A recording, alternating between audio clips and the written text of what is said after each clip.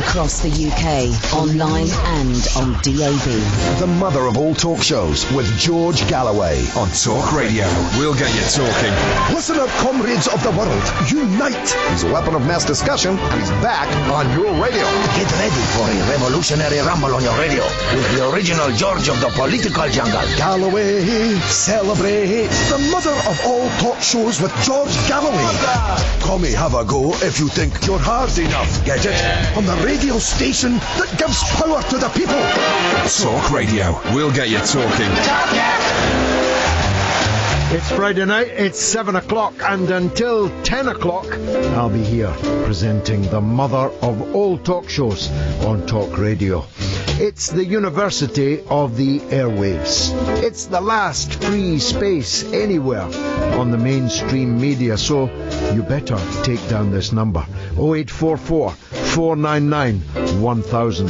That's 0844 499 1000. Something tells me that tonight you're going to want to have that number to hand.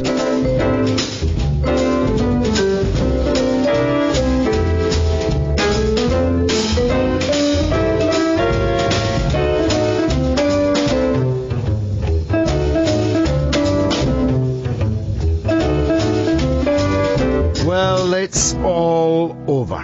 All over bar the shouting, and of course there'll be plenty of that. The great coup against Jeremy Corbyn comes to an end at midday tomorrow, when the Labour leader will be re-elected with a landslide victory. But that's only a part of the story. It's only a part of the story because it doesn't tell the implications of an internal party election in which 240,000 members were barred from voting. 240,000! 250,000 Labour members had their vote stolen from them because they were overwhelmingly likely to vote for the re-election of the Labour Party's own leader. Once upon a time, the bureaucracy, the national executive of the Labour Party, saw as its duty the defence of the elected leader of the Labour Party. Not so these days. Their task, they thought, was to try and rig this election, either to defeat Jeremy Corbyn or to so substantially reduce his majority as to facilitate the next phase of the coup against Corbyn. Well, they failed, because Corbyn tomorrow will be re-elected with an even larger majority than he scored last time, which, given the last 12 months of sabotage, subversion, slander, endless destabilization and attack, malignant and defamatory attack, is something of a miracle. His initials are not JC for nothing. JC walks on water. He'll be walking across the Mersey, never mind the ferry, tomorrow in celebration of this magnificent victory. So the first thing I want to do tonight is to take my hat off and bow my head before Jeremy Corbyn, who has stood up to an absolutely unprecedented campaign of character assassination. And the second thing I want to do is to salute those around him for the role that they have played in defence of him, and to salute the Labour members who, in their hundreds of thousands, have re-elected their leader despite this unprecedented wave of pernicious, malignant subversion, sabotage and slander. It is one of the political wonders of our age. And of course, those enemies within, right to the very top almost of the Labour Party, have been amply echoed by the enemies of Labour without. Here I want to make a point that some of these people seem to have forgotten. The mass media today hangs on every word spoken by Baron Kinnock of Bedvelty. Baron Kinnock of Bedvelty, when he was Neil Kinnock MP, the leader of the Labour Party, was savagely attacked from the day and hour he became the leader until the day and hour that he ceased to be. He lost 2 general elections, not least because the same media, now waiting on his every word, well, they turned him into a light bulb. They said, with the last man leaving the building, called Britain, please switch off the light. And there was the light bulb with Neil Kinnock's face in it. They endlessly replayed the fact that he couldn't keep his footing on a pebble beach. They endlessly replayed his act of hubris at the Sheffield rally when he, cowboy-like, asked everyone if they were all right. All right, he said. They mercilessly attacked him, year after year. But now, all he has to do is say that he has something to malign Jeremy Corbyn with, and the cameras and the same hacks come running to write it all down and record it for the benefit of the nation. The mainstream media has been a total, absolute disgrace over the last 12 months. All pretense of anything approaching, never mind impartiality, just professional standards have been abandoned. Now, as I say, oftentimes, we can do nothing about what the privately owned media says, and quite rightly so. If you own a TV station or a radio station or a newspaper, you can say in it what you like. If you can assemble a jukebox of journalists and put your money in and get the tune that you want, well, that's up to you. Fair play to you. It's up to the rest of us to try and develop our own media. But the BBC we pay for, on pain of imprisonment. If we don't pay Laura's wages, Nick Robinson's wages, what's her name, Coburn on the Daily Politics, Joe Coburn, if we don't pay her wages, and they're big wages, by the way, we go to prison. Andrew Marr, if we don't pay his big wages, we go to prison. If we refuse to fund state propaganda against the official opposition in the country, we go to prison. And that's not good enough. And as I said here earlier, maybe a couple of weeks ago, after this is over, there has to be a concerted attempt to force the BBC either to return to the days when they felt some professional obligation to maintain balance in current affairs and in politics, or we have to get rid of the BBC altogether.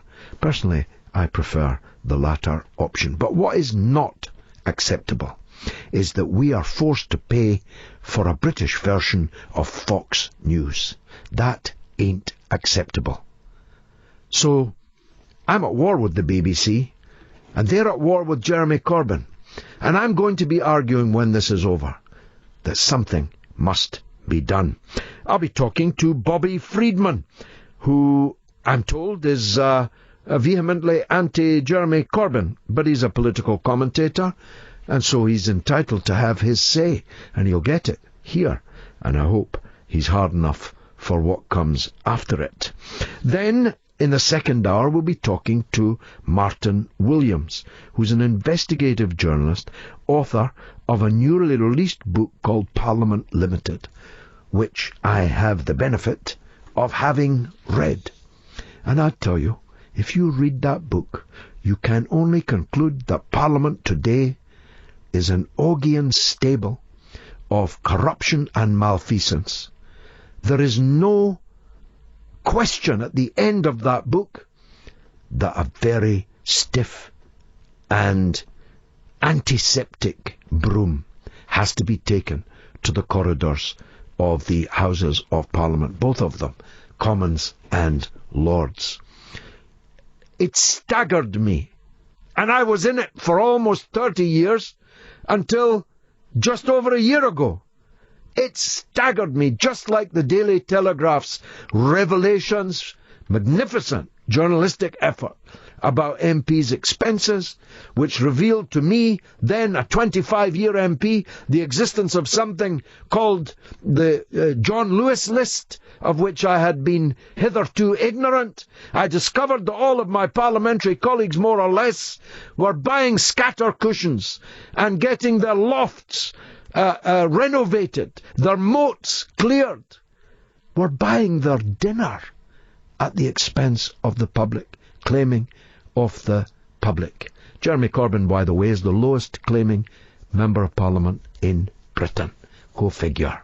Now, this book had the same effect on me as the Daily Telegraph's revelations. And so I've asked the author, Martin Williams, to come and join us tonight. And in the third hour, Councillor Danny Hackett, who's a Labour councillor, a shadow cabinet member for regeneration and growth, and a self-proclaimed Blairite, joins me. Oh, Danny, I hope you've told Tony that you're turning up tonight because, well, stay tuned and you'll know why. This is the mother of all talk shows. 0844 499 1000 is the number to call. You can tweet me at George Galloway. You can tweet us at Talk Radio. Preferably tweet both of us. Come have a go if you think you're hard enough. Get it? The mother of all talk shows with George Galloway on Talk Radio. We'll get you talking. If not for the purge and the gerrymandering, Jeremy Corbyn would have won the leadership election, which will be announced at midday tomorrow, by at least 80% to 20%. As it is, I feel sure he's going to win a landslide victory. I'm not, of course, in Liverpool for the conference. I don't know if Bobby is, but he's certainly keeping a sharp eye on it, as I am. Bobby Friedman, political commentator, welcome to the show. Thanks very much, George. Are you looking forward to it, Bob? Well, I mean, I'm looking forward to the end of the leadership contest, which has been pretty depressing, much like the Labour Party over the past year. But, you know, I do agree with you that Jeremy Corbyn is going to win, and I think he'll win easily. I think so. And, of course, the big story thereafter will be whether the people who've been defeated are ready to accept defeat, or if the war continues. Well, it's not a question of whether they accept defeat. It's about whether they feel forced to sit on the front bench with someone who they fundamentally disagree with and who is fundamentally not going to win an election for the Labour Party, who's going to take the Labour Party to oblivion, worse than 1983, because that is what's going to happen if Jeremy Corbyn hangs on until the next election. And I tell you what, it's not good for anyone. It's not good for the Labour Party. It's not good for the country. It's not even good for Conservatives, because it's much better to have a strong and decent opposition. And at the moment, we have a one-party system in this country. Well, how can that be the case if the great majority of Labour members have just re-elected him? Because the great majority of Labour members do not represent the great majority of the British voting public. But you do. Well, I'm not saying I do. I'm saying that. Well, you're speaking for that. You say you're speaking for the great majority of the British voting public. Let's get to first principles. I'm telling you what the majority of the British public think, and we know that. And how do you know what the British public think? Well, who are you even? I don't even know who you are. Who are you? Tell us who you are. Well, it's unsurprising because you've blocked me on Twitter like you've blocked half of the nation, seemingly. No, let me tell you. No, well, do you want to know? I do.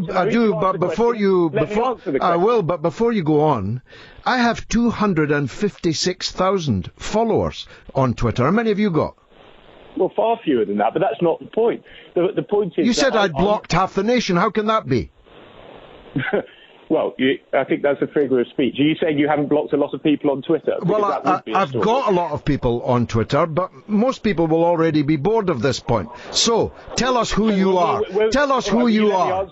Will you let me answer the question, or are you just going to keep barracking me? Tell us who you are. Well, I'm someone who's, unlike you seemingly, looked carefully at election results over the past year, looked carefully at opinion polls over the last year. I've looked at the fact that Jeremy Corbyn has got the worst opinion polling of any leader since polling began. The fact that Labour is running an average of 11 points behind the Conservatives, which will wipe out the party electorally. I'm looking at the fact that in the local council elections, Jeremy Corbyn performed worse than Ed Miliband. The fact that at this point in the electoral cycle, Corbyn's results are so far below what they need to be for him to win a majority that it simply won't happen.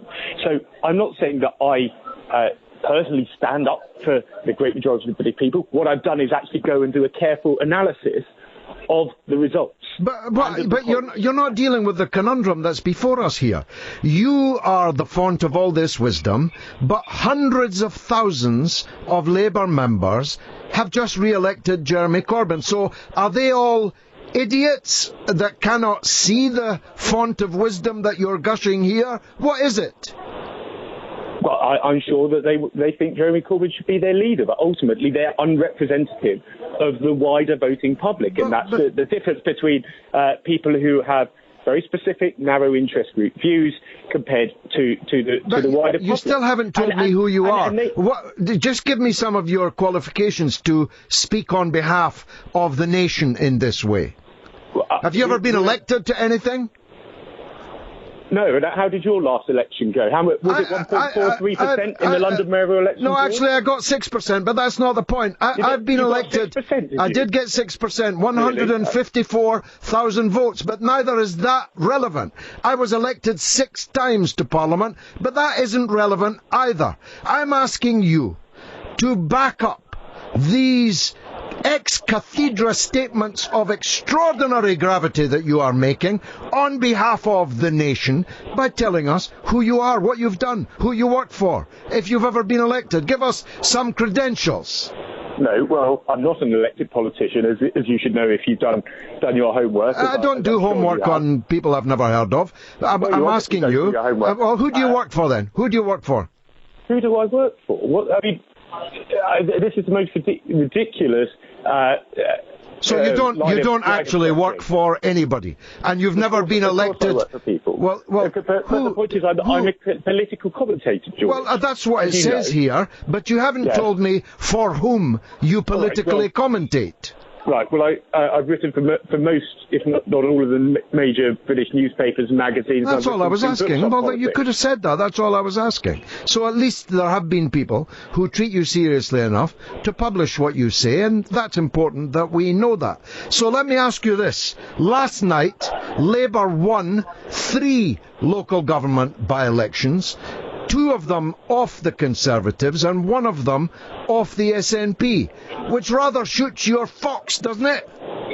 No, it doesn't, because you're choosing incredibly isolated examples. No, I'm choosing the only by-elections there were last night. All right, the only ones last night. What about the ones, I think it was last week in Sheffield, where Labour suffered an annihilation against a party that didn't even field a candidate the time before. Okay. So Labour has been consistently losing. And last night, what's your explanation for last night? Well, if you think that you can extrapolate from 3 individual by-elections to a national position, then I think that's incredibly naive, and it's wrong. Well, what I tried to do is to extrapolate from the polls, to extrapolate from the local elections, which were a national poll, where Labour performed abysmally. All right, let's go through that. There have been 4 parliamentary by-elections in the last 12 months of Corbyn's leadership, all the while being subverted and destabilised, and Labour won all 4 of them, 3 of them with increased majorities. They won the Bristol mayoralty, they won the London mayoralty, they won the local elections, and every test that has been put in front of Jeremy Corbyn, despite all of this endless aggro from people like you, he's won them all. Well, Well, I should say the only reason that what you call aggro is just an objective analysis of facts, and if you don't like the facts, well, that's where it is. But the elections that you haven't mentioned, for example, are the Scottish parliamentary elections. Oh, well, and you want to blame Jeremy Corbyn? You want to blame Jeremy Corbyn for them? Well, I might blame the leader of the party for the way in which his party... You're having a laugh, aren't you? You're having a laugh, aren't you? They kept Jeremy Corbyn out of the country. The Scottish Labour leadership hate Corbyn as much as you hate him. And you want to blame Corbyn for the defeat of the Scottish... I don't hate Corbyn. Oh, my goodness. There will not be many people listening to you who doubt... I'm not saying I don't hate him personally. I think he has a perfectly reasonable role to play in British politics, but not as a leader of a party. And you're asking whether he's going to win. All right. And he's not. All right. You know. No, I didn't actually ask you if he's going to win. Neither Gordon Brown nor Ed Miliband won. And there is nobody on the current political scene who could say they're definitely going to defeat the Conservatives. But I'm telling you, the results last night were catastrophic for the Conservative Party. Despite all the help, objectively, that you and your friends have been giving them by this coup against Corbyn, last night the Conservatives did disastrously and Labour did well. And if you're a Labour member, you should be happy about that, no? Well, this is another myth that's perpetrated, that somehow it's the coup that's caused Labour to be doing badly. I mean, that couldn't be further from the truth. Before the coup started, there had been 89 opinion polls whilst Jeremy Corbyn was leader, and all but 4 of them had him behind the Tories in those polls. But so that shows where he is. But the local elections were held well before the coup. He won the local elections. He won the local elections. George, you are far too experienced a politician not to know that the point in the political cycle matters. And the fact is that his performance was far worse than any other leader, and far below any leader who went on to then win a subsequent general election. Okay, you know so how the electoral cycle works. What we're boiling this down to is that although he's won all the elections that have been put in front of him, he didn't win them well enough. That's your point. No, my point is that he's not polling or getting the votes in elections that are anywhere near what he should be doing if he's going to form a government. Well, yeah, but neither Gordon Brown nor Ed Miliband formed a government. You are aware of that, yeah? Of course. Both of them lost. Did you participate? Perhaps you're too young. Did you participate in this kind of jihad to get rid of Ed Miliband? Well, I'm not sure what you refer to by the jihad to get rid of Ed Miliband. No, I'm saying, were you involved? Did you and your friends think it was vital to get rid of the loser, Ed Miliband, in the way that you're so determined to get rid of Jeremy Corbyn? If it had been up to me, which it wasn't, and I'm not sure who these friends are you're talking of, but my view at the time was that Ed Miliband was going to lose the election. Did you write that? Did you say that? I think I did, yes. Yeah. But the Labour Party is quite bad at changing leaders.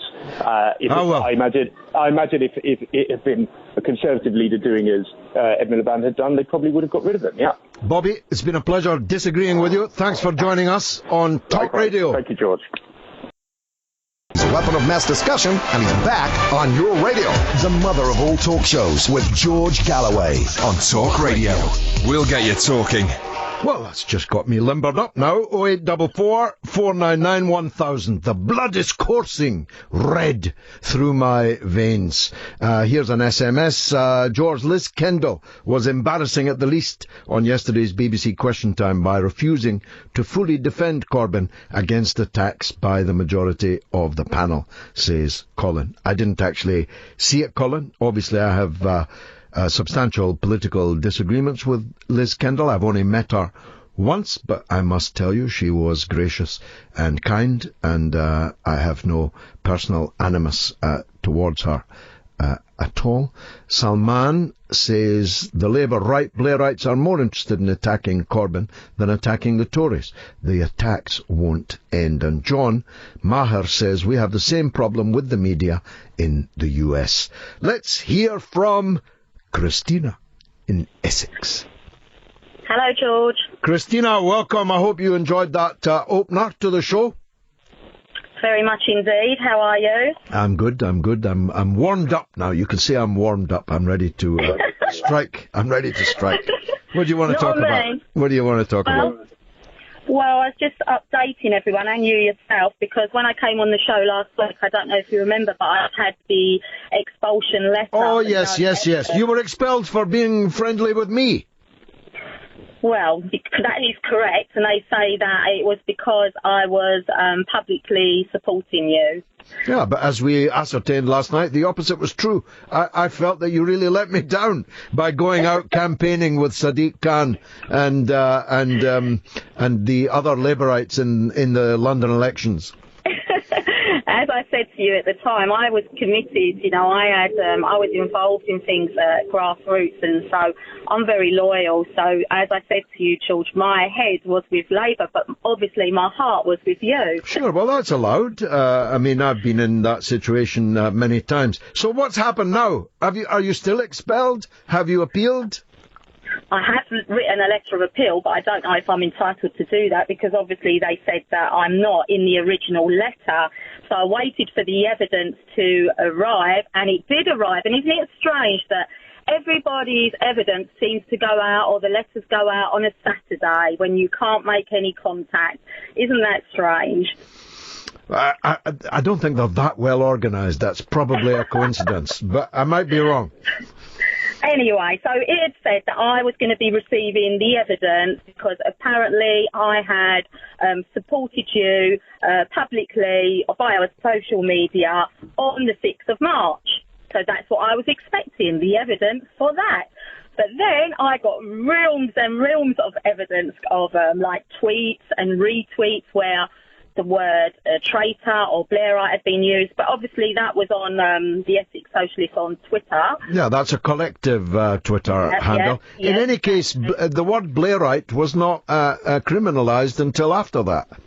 That's what I said. That was my argument. That's what I said in the appeal. You can't retrospectively apply that. I mean, it's come to something when to describe someone as a Blairite is regarded as a swear word in the opinion of the Blairites.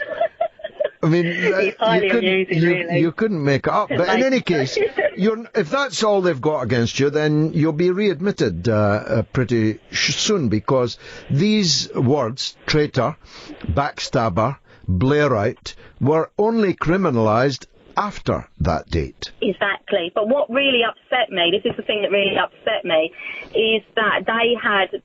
I don't know how, either they've got into my personal account in my own name on Facebook, which I only use for my very, for close friends and family, and they produced a lot of photographs from there, and I don't even know how they got them. I don't know if someone sent them or they've got into my account, and I'm thinking, what is the significance of these photographs? And they even included my parents, that are now obviously in heaven, which really upset me at the time. Can you imagine that?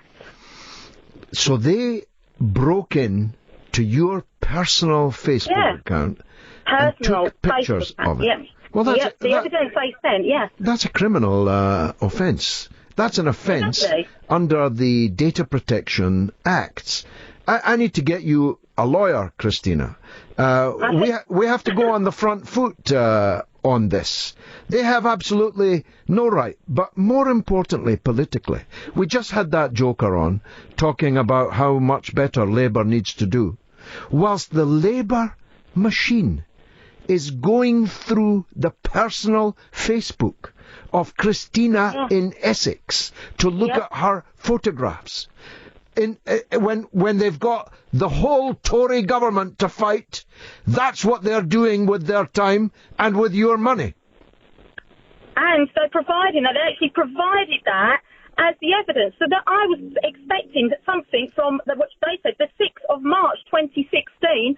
And then I'm confronted with photos of me, my family members, my mum and dad who are in heaven, God rest their soul. And I found it so upsetting, as you know, last Sunday. That really, really, really upset me. I found it so intrusive. Well, I'll tell you what, Christina, I'm pledging you now. I'm going to make it my personal mission to get justice for you. and get you back into the Labour Party. Christina in Essex, thanks for kicking off the callers. Paul in Manchester is here now, up next. Listener comrades of the world, unite! The mother of all talk shows with George Galloway. On Talk Radio, we'll get you talking. 0844 499 1000, that's the number to call, as Paul in Manchester has, and has waited patiently. But he's now on the air. Go ahead, Paul. Good evening, sir. Hi. You've got a great show. Thank you. It's good radio, yeah. A couple of questions. When are you going to come back to the Labour Party? The Labour Party needs people like you. Well, that's very kind. I demand that they rescind my unfair, unjust expulsion in 2003. And it's quite simple, really. There's a symmetry involved.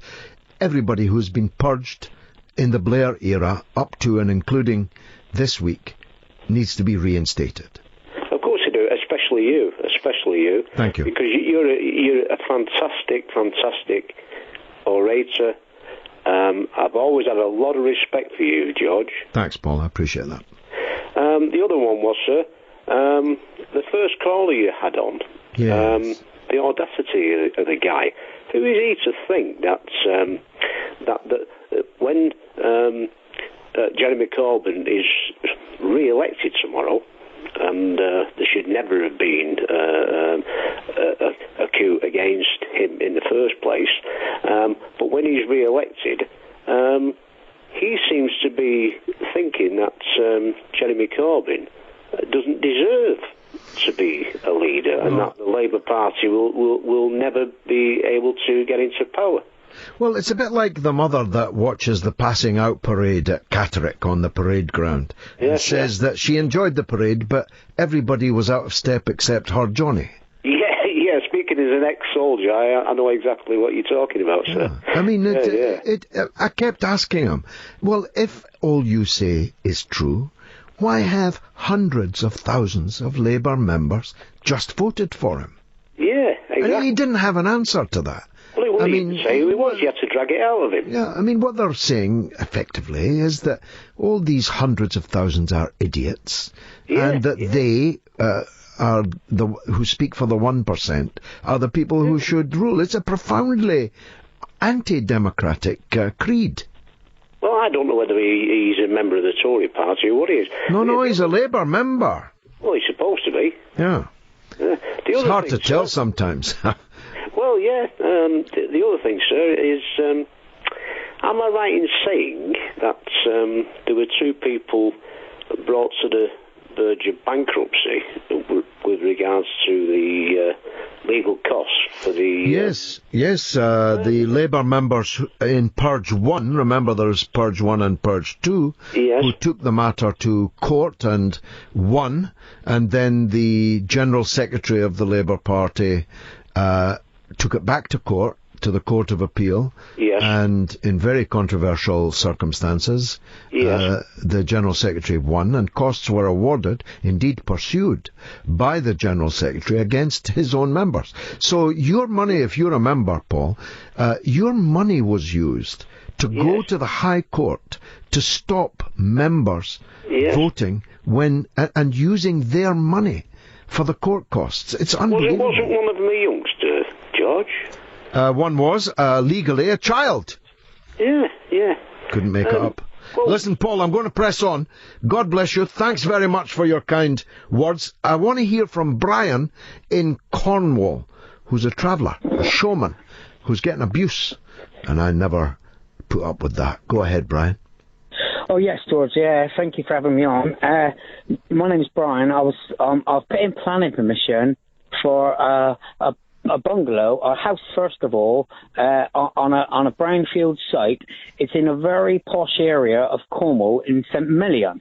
Okay. And what I had is, because before they knew I was from a travelling family, I had nobody objecting to my planning application, the first one.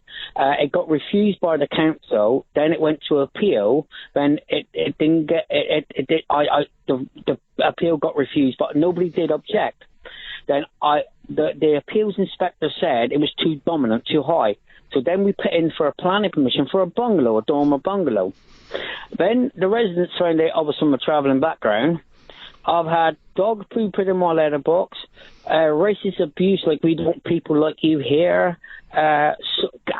Carries on and carries on and carries on, and 10 objections on the website, on the internet, and they've had to take 2 of them off because they were racist. My goodness. And so there's 8 now. And which council is this, Brian? And this is Cornwall Council. This is Cornwall Council. Well, I hope they're listening. I hope someone from there is listening. I hope some of the political representatives of Cornwall are listening. If they're not, you definitely need to contact them. You need an appointment with your MP pretty damn quick, and you need to tell them that you've just spoken about this to the whole country, indeed wider than this country, on talk radio. But what's happening now is I'll go into appeal again now. The local council, the one councillor was supporting me. They got the parish council, which is the directors of this park, they called directors, they called an extraordinary council meeting to object to my planning. It was nothing. All what the inspector said, they didn't believe the government inspector. This is a government inspector. The parish council failed to take what the governor and the government inspector had to say. It was a brownfield site, and a brownfield site, a bungalow with a dormer, on the face of it, cannot be rejected. On the face of it, I don't know all the facts, of course, but hold on. What cannot be accepted is that your ethnicity can in any way, shape or form be a factor in any of these decisions. The fact that you are from a travelling background has absolutely nothing to do with planning law or planning decisions at all. So on the face of it, as you presented it, as I say, I don't know all the facts, there's a scandal here that the local media need to get looking at. Brian, I've got to press on because this is kind of off topic, but I'm sympathetic to you and I hope it goes well, but I'll need to move on. End of the world man tweets, when Corbyn wins, what should he do to prevent perpetual sabotage? Can he be tough enough to survive? Well, what's required is a balance, a mix of hard and soft, of good cops and bad cops. There's got to be, and Jeremy's literally growing, an olive branch on the balcony outside his office. And that olive branch has to be extended, no doubt, to people of goodwill who are prepared to say, well, we've had 2 goes now, 2 goes in 12 months. And the members have spoken, this time even more clearly than the first time. And we have to accept that. And there's got to be a broad church in the Labour Party.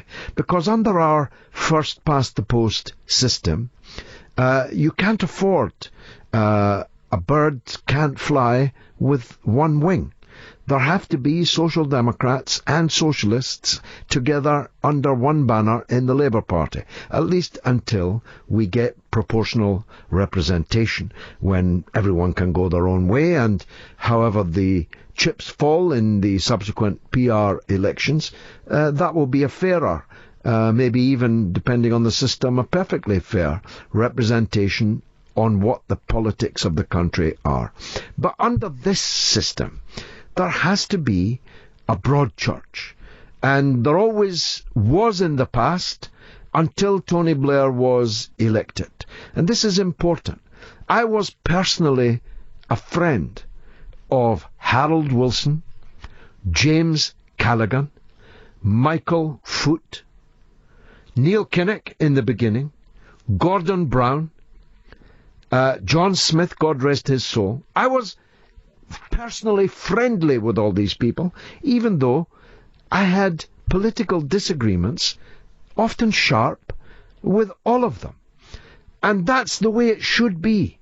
There needs to be a left and a right, and they need to all be in the same party. And they need to serve the party on the backbenches or on the front benches, if they're invited so to serve, with a good democratic spirit. It doesn't mean they put away their own politics or their own perspective. Doesn't mean they can't argue the toss, even endlessly, inside the party for their own point of view. I would, if I was in the party. I have disagreements with Jeremy Corbyn on some matters. And if I was back in the party, I'd argue them out with them. But what I wouldn't do, couldn't do, and wouldn't expect to be allowed to do, is pocket my wages, get elected to Parliament on a Labour ticket, and then spend virtually every day trying to damage the Labour Party that put me there and put the wages in my pocket. That's unacceptable. Now, Jeremy's a nicer guy than me. That's why he's the leader, and I never could have been. He leans towards leniency. I lean the other way. But even I understand that it is important to reach out and take the hand of all who are prepared to meet you halfway and take it. And that's what I think that Jeremy Corbyn will do. He can't sack the people that loyally stayed and have served and done a good job, actually, in the front bench, in the absence of these supposedly grander figures who vacated the park. He can't sack them. He can't give the likes of Hilary Benn, even if he would take it, the job back that he walked out of. That would be ridiculous. But I hope that things calm down in the Labour Party after this weekend. But I very much doubt it. Let me run through some more. Mr. Skylord says, yeah, but it's a defeat after Miliband's rule change, which wouldn't reply if those rules hadn't changed. Sorry, you lost me there, mate. George Galloway on fire today on Talk Radio, says Eroded Pebble 88. Well, so I am. Celt Islam says the attack on democracy by the political class manifests their hypocrisy and their career agenda. It actually takes your breath away, you know.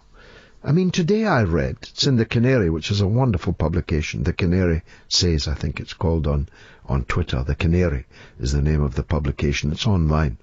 We had the founder and editor of it on my RT TV show a few weeks ago.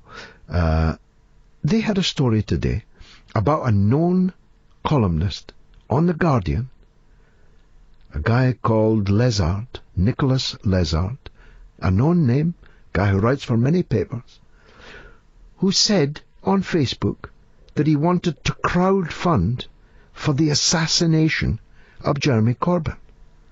And the person he was writing to replied, "Don't worry, something's cooking." Now, there's a huge furore about this. The police have been called. Can you imagine if Corbynistas were caught saying something like that about somebody, about Owen Smith? What about crowdfunding for his assassination? Somebody replies, "Don't worry, something's we've got something cooking." They've lost all sense of perspective, these people. I mean, I had to serve in the Labour Party under people and under periods where I absolutely hated everything that the political leaders were doing. Tony Blair. I was a Labour MP under his leadership. I hated him and everything that he stood for. But I didn't go on media discussing crowdfunding his assassination, talking about something cooking to physically harm him. I mean, this is completely berserk. It is politics gone mad. This is why I asked this fellow earlier, were you like this under the previous two losers? Let's assume your premise that Corbyn is a loser.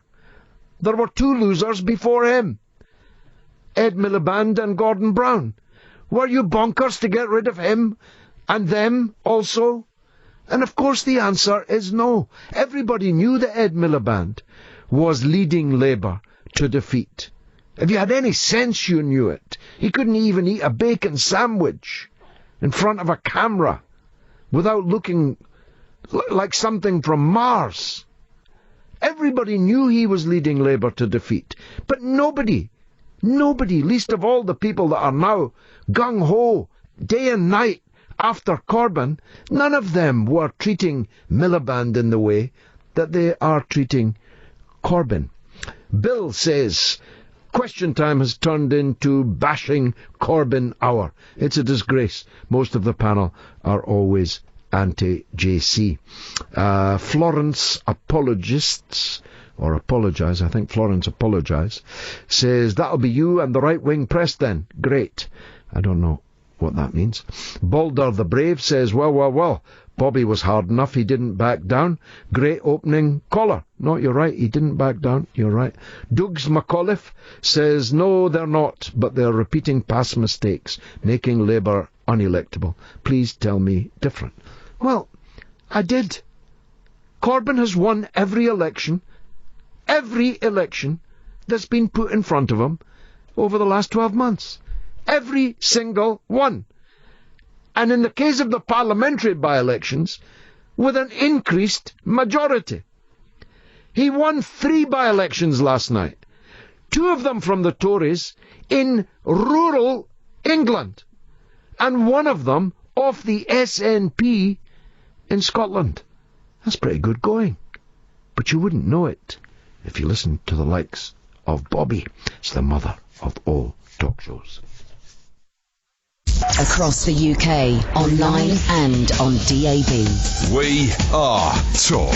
Talk Radio. Give it some lip. It's the mother of all talk shows, and we've got quite an hour coming up for you. But first, it's the news. Across the UK, online and on DAB. The mother of all talk shows with George Galloway. On Talk Radio, we'll get you talking. Listen up, comrades of the world. Unite. He's a weapon of mass discussion, and he's back on your radio. Get ready for a revolutionary rumble on your radio with the original George of the political jungle. Galloway, celebrate. The mother of all talk shows with George Galloway. Come have a go if you think you're hard enough. Get it? On the radio station that gives power to the people. Talk Radio, we'll get you talking. Well, in the first hour, we were talking about Corbyn and the Labour conference, and the result of the leadership election announced tomorrow. And, of course, we're continuing to take calls on that. 0844 499 1000. In this next half hour, you're going to hear things about your Parliament that will make your hair stand on end. It's the mother of all talk shows.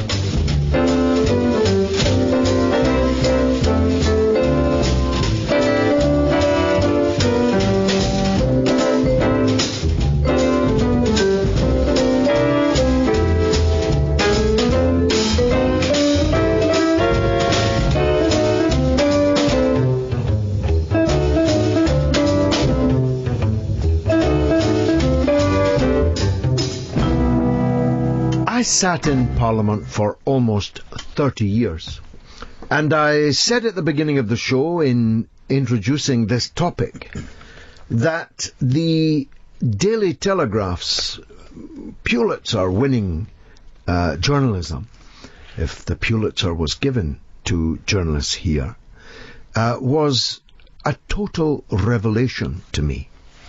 I had sat for decades in Parliament next to people who were filling their pockets and filling their houses with expenses claims, about which I knew nothing. I discovered from the Daily Telegraph that there was something called the John Lewis list, which was a list of things from pots and pans to scatter cushions, to people to clean your house, to people to clean the moss off your country house, clean your stables, dredge your moat. I mean, I'm not making any of this up. I discovered that you could buy a house and claim it as your primary residence whilst your actual primary residence was somewhere else, in other words, where your spouse and your children were. But you could claim it was House A, so as that you could then flip it and avoid paying tax on the profit you were making from the sale of a house which the public had provided through the handsome housing allowance that you were given. Now, maybe it's just as well that I knew nothing of these things, and therefore was able to emerge from the Daily Telegraph's journalism spotlessly, because I didn't even know you could claim for your dinner. It didn't occur to me that the public should pay for my pie and chips, because I would have had to eat that pie of chips whether I was a Member of Parliament or a plumber. And I wouldn't expect anybody else to buy it for me as a plumber, so why would I expect them to do so as a Member of Parliament? Anyway, that startled me. It profoundly shook me, not as much as the fact that some members of the Cabinet were involved and were allowed to go on sitting in the Cabinet, even though they ought to have been sitting in Holloway or Brixton Prison for what they had done. But that was before I read Parliament Limited, before I met the young man that wrote it, Martin Williams, an investigative journalist. His book, Parliament Limited, is as powerful to me as the Daily Telegraph revelations were. And that's why I'm glad to say he joins us now this evening. Martin Williams, tell us what's in Parliament Limited. Thank you, George. Well, it's I think I started investigating because we have a perception, I think, in the public that our MPs, our politicians, are on the take. We think of our politicians as greedy and corrupt sometimes, and a lot of the time people don't necessarily have the facts. They think that they're greedy and corrupt, but they don't necessarily have the facts to prove it and to back it up. And so with Parliament Limited, I really wanted to explore that and see if I could give some facts for it. So with Parliament Limited, one of the main areas of research that I did was, for the first time, I looked at the directorships, the company directorships held by politicians. So I looked at every MP and every peer in the House of Lords and the House of Commons, and for the first time I got a figure, which was around nearly 2,800 directorships held by our politicians for about 2,500 companies. And those companies together, they're not just little companies. I mean, some of them are uncontroversial, but as a combined force, they bring in every year about £220 billion of revenue, and they employ their employees are roughly equivalent to around 1 in 20 of the UK's full-time workforce. So this is a huge, powerful business conglomerate that is being controlled by the people running the country. So they're not just running the politics, they're running the business as well. But the most staggering thing, I think, was that out of all these company directorships, when I tallied those figures up with what has been declared in the official public declarations, the Register of Interest, only about 40% of those directorships were fully declared. Now, they didn't all have to be declared. The rules themselves are very lax, and that is a whole another issue that maybe we can talk about later, but the rules are terrible. And so a lot of these things, they don't even have to be declared. We, the public, are told that we have no right to know these things. But nevertheless, about 40% of company directorships held by politicians are not declared. And they range from inconsequential little businesses to big financial firms. One MP was a partner in a limited liability partnership, which helped non-doms to dodge tax, and that was not declared. That had not been declared. So this is a huge issue, which clearly the influence of business and big business and money in Parliament is, and it's being ignored by politicians. It's being ignored by Westminster. So that's one set of issues. There are other issues, and we're going to come on to them. But let's stick with them first of all. How can it be the case that you are not required to declare that you are a director of a company while sitting in Parliament? How? And how can 60% declare it, but 40% do not? Simply because the rules, well, two things. First of all, the rules are terrible. So, just to give you an example of the type of thing, you are not only do you not have to give full details about shareholdings, but the rules literally say, I think I've got it here, the rules literally say you must not give the value of your shareholding. Wow. So it's not just that they're lax, they literally tell politicians, don't declare too much, don't be too transparent. The same goes for housing. I think this is right in the House of Lords. Lords are told that they should only declare property if it's worth at least £250,000. Anything less is seen as inconsequential. We have no right to know, apparently. So that's one thing. The rules themselves are terrible, and with directorships, if they're not being paid a salary, that's deemed to be, something that we don't deserve to know about. Who would be a director of a company if there were no financial benefits for them? Why would you take on the responsibility, legal responsibility of being a director if there was no advantage of any kind to you? Yeah, but even if let's assume that there are no financial advantages. Let's just assume that as a hypothetical. There's still an influence. Yeah. You're still going into another place, and you've got perhaps you've got a boss or something like that. You've got other outside influences. Now, that's not to say that we should necessarily ban directorships. There's good arguments for and against MPs having outside interests. But the point is, that whatever you think about that, surely we should at least know. Surely we should at least be able to know my MP has these outside interests. Absolutely. And then let me take another apparently tangential point, but I think it's more than that.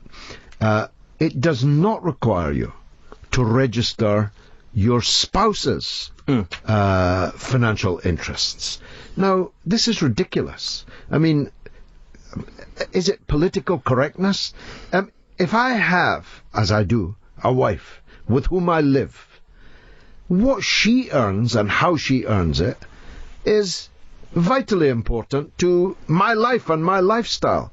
So if I'm a politician, why shouldn't I have to declare? There's a very famous, now infamous member of Parliament, in a bit of trouble at the moment, who has vast property interests, but hey, it's the wife that owns the property. Yeah, right. I mean, shouldn't that be also covered? It should be that your household's interest should be declared. Yes, well, that would make sense, wouldn't it?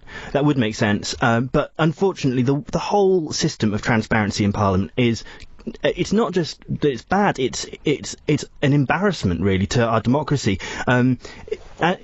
An example for you is just the way that these things are audited and checked. Even if you accept the way that these things are declared or not declared, the Register of Interests is audited by guess who? Absolutely no one. No one checks the Register of Interests. There's no one going and checking, and this is what I did in my book. I went through every item of the Register of Interests and checked it. Have they missed anything out? Are they earning extra money from another source that they've not told us about? No one is doing this. There's no official person in charge to do this. There is one person, the Commissioner for Standards, but she does not actually audit the Register of Interests. All she does is if there's a complaint. Yeah, I mean, the supposition is that these are people of honour. Yeah. And that we must take them at their honour. But it has already been abundantly proven that, the more they talk of their honour, the faster we must count our spoons. They are dishonourable, disreputable, in huge numbers, in the hundreds and hundreds. So, What justification is there for nobody auditing a more or less voluntary declaration of wealth and interest? It's worse than that, actually. If you try to... So the head of transparency, I would say, the director of standards, the commissioner for standards, who's sort of in charge of looking after transparency, her office is pretty much exempt from the Freedom of Information Act. So the person in charge of transparency does not have to disclose information. I mean, it's really just farcical. You couldn't make it up. And in fact, I have put in complaints about a number of politicians as a result of my investigation. And believe it or not, for the politicians where they've not come to a conclusion yet, or they've dropped the case, I can't tell you the reasons why they've dropped the case. And the reason I can't tell you that is because it is literally illegal for me to read out letters that I have written to the Parliamentary Commissioner for Standards. There is a law against it. It's punishable by prison, I believe, actually. The Tower of London, probably. Yes, yeah. It is astounding. Now, after the break, I want you to tell us about landlordism. Because it turns out that most MPs are landlords, actually owning property and letting it out to others. This is in a country where the state spends in excess of £20 billion on housing benefit to tenants, something of some importance. I'm talking with Martin Williams. He's a young and very clever and very brave man, an investigative journalist, author of the newly released Parliament Limited. If you only buy one book that I recommend this year, you need to buy this one. After the break for some capitalist messages, I'll be back talking to Martin about parliamentary landlords.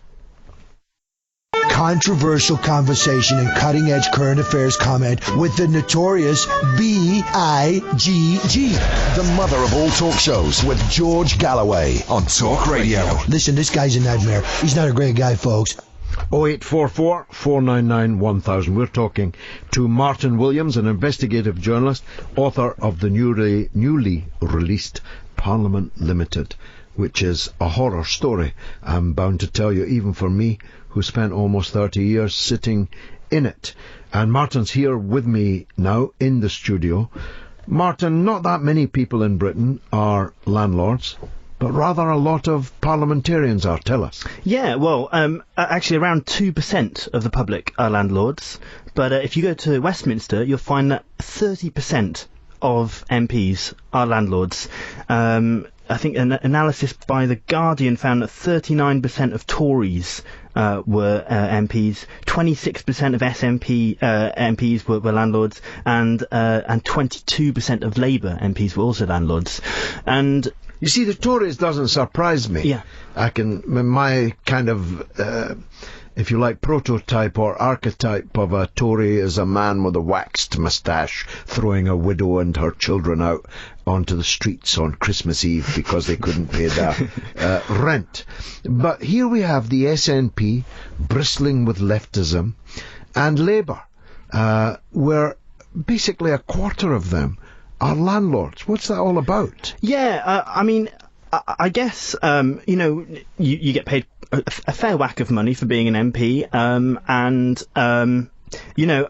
I mean, again, this is not, I think the point I would try and make is not necessarily that, MPs should be banned from ever owning any property, but the point is that it does present a problem, which is that we've got a housing crisis in this country, and if all the people making the decisions are landlords, then it's going to be no surprise when things turn out quite favourably for the landlords.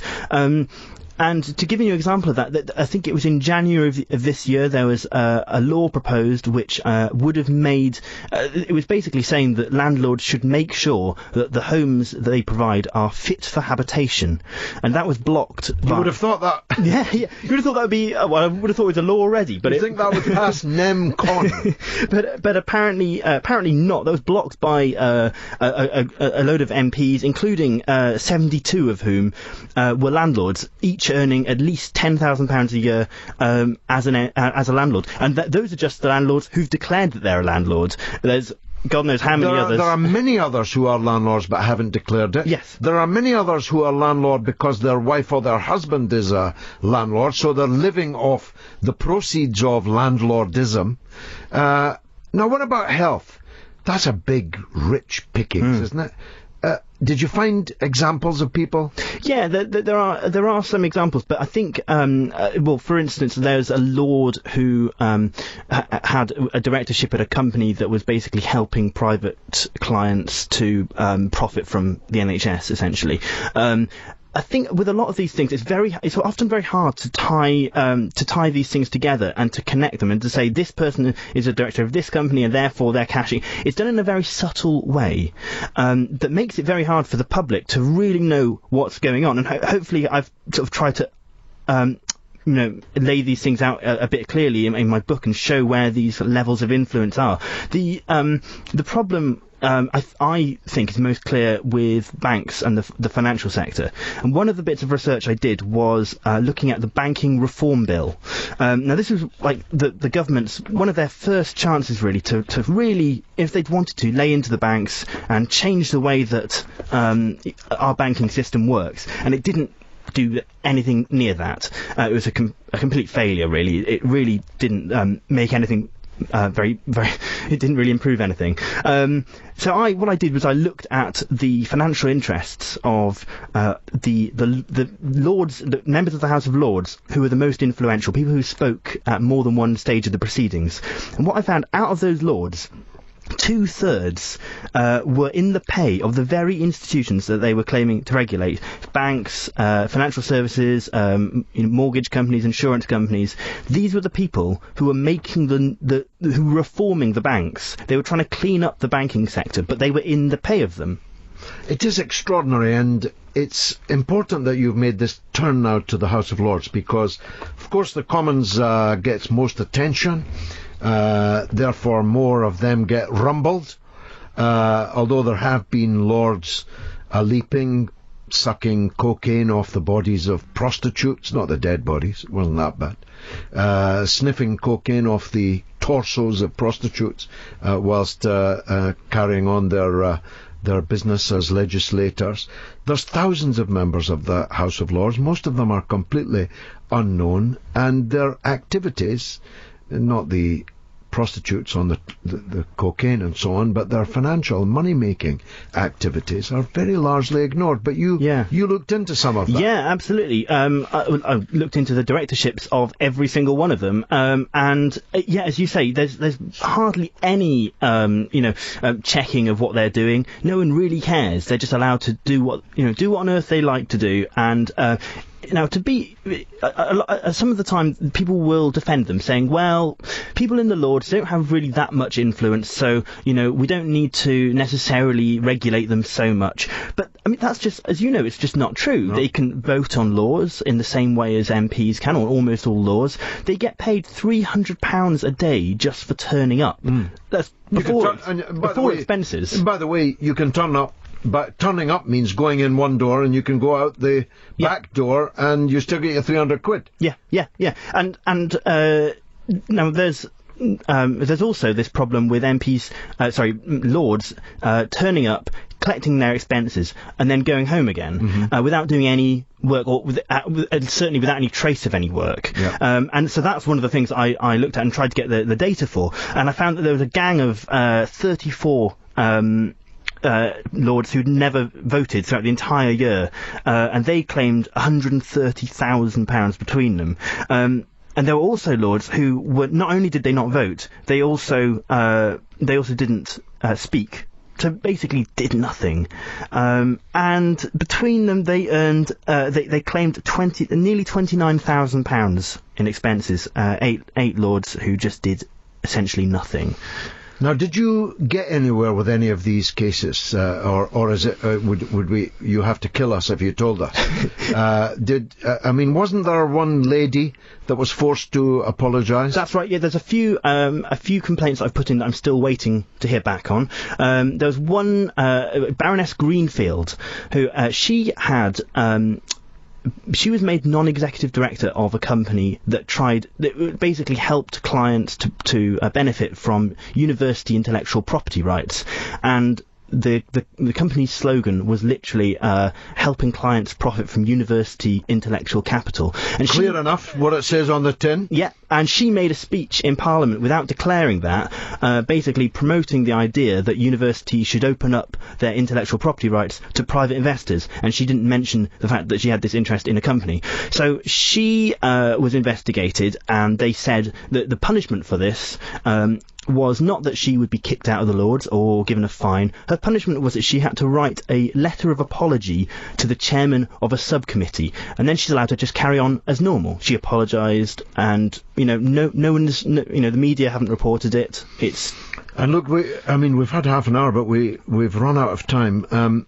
This is all before we look at the issue of the revolving door, isn't it? Yes, yeah. People leaving office and going round the revolving door and emerging as highly paid employees or consultants or directors with the very companies that their government departments have been handing, in some cases, billions of pounds worth of public money to in contracts. Yeah, and now these, when a minister goes from government into the private sector, they're supposed to have their appointments checked over by, there's a committee called the ACOBA, it's called, they're meant to look at where they're getting their jobs and whether there's a conflict of interest there.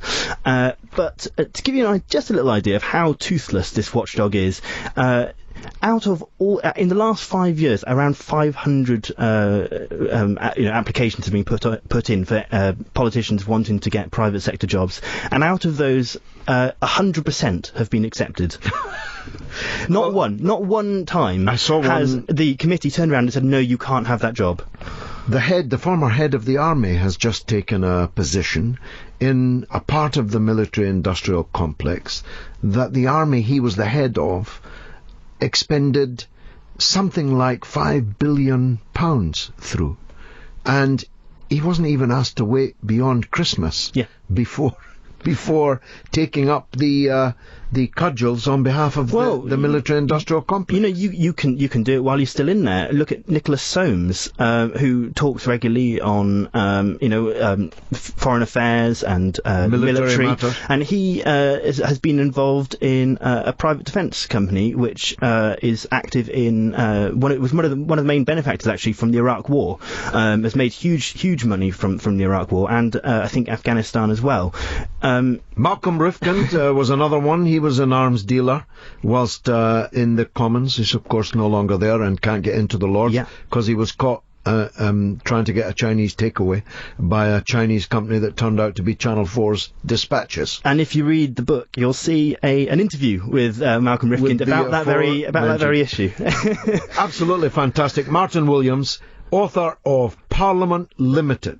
If you only buy one book this year that I recommend, buy that one. The mother of all talk shows with George Galloway on Talk Radio. We'll get you talking.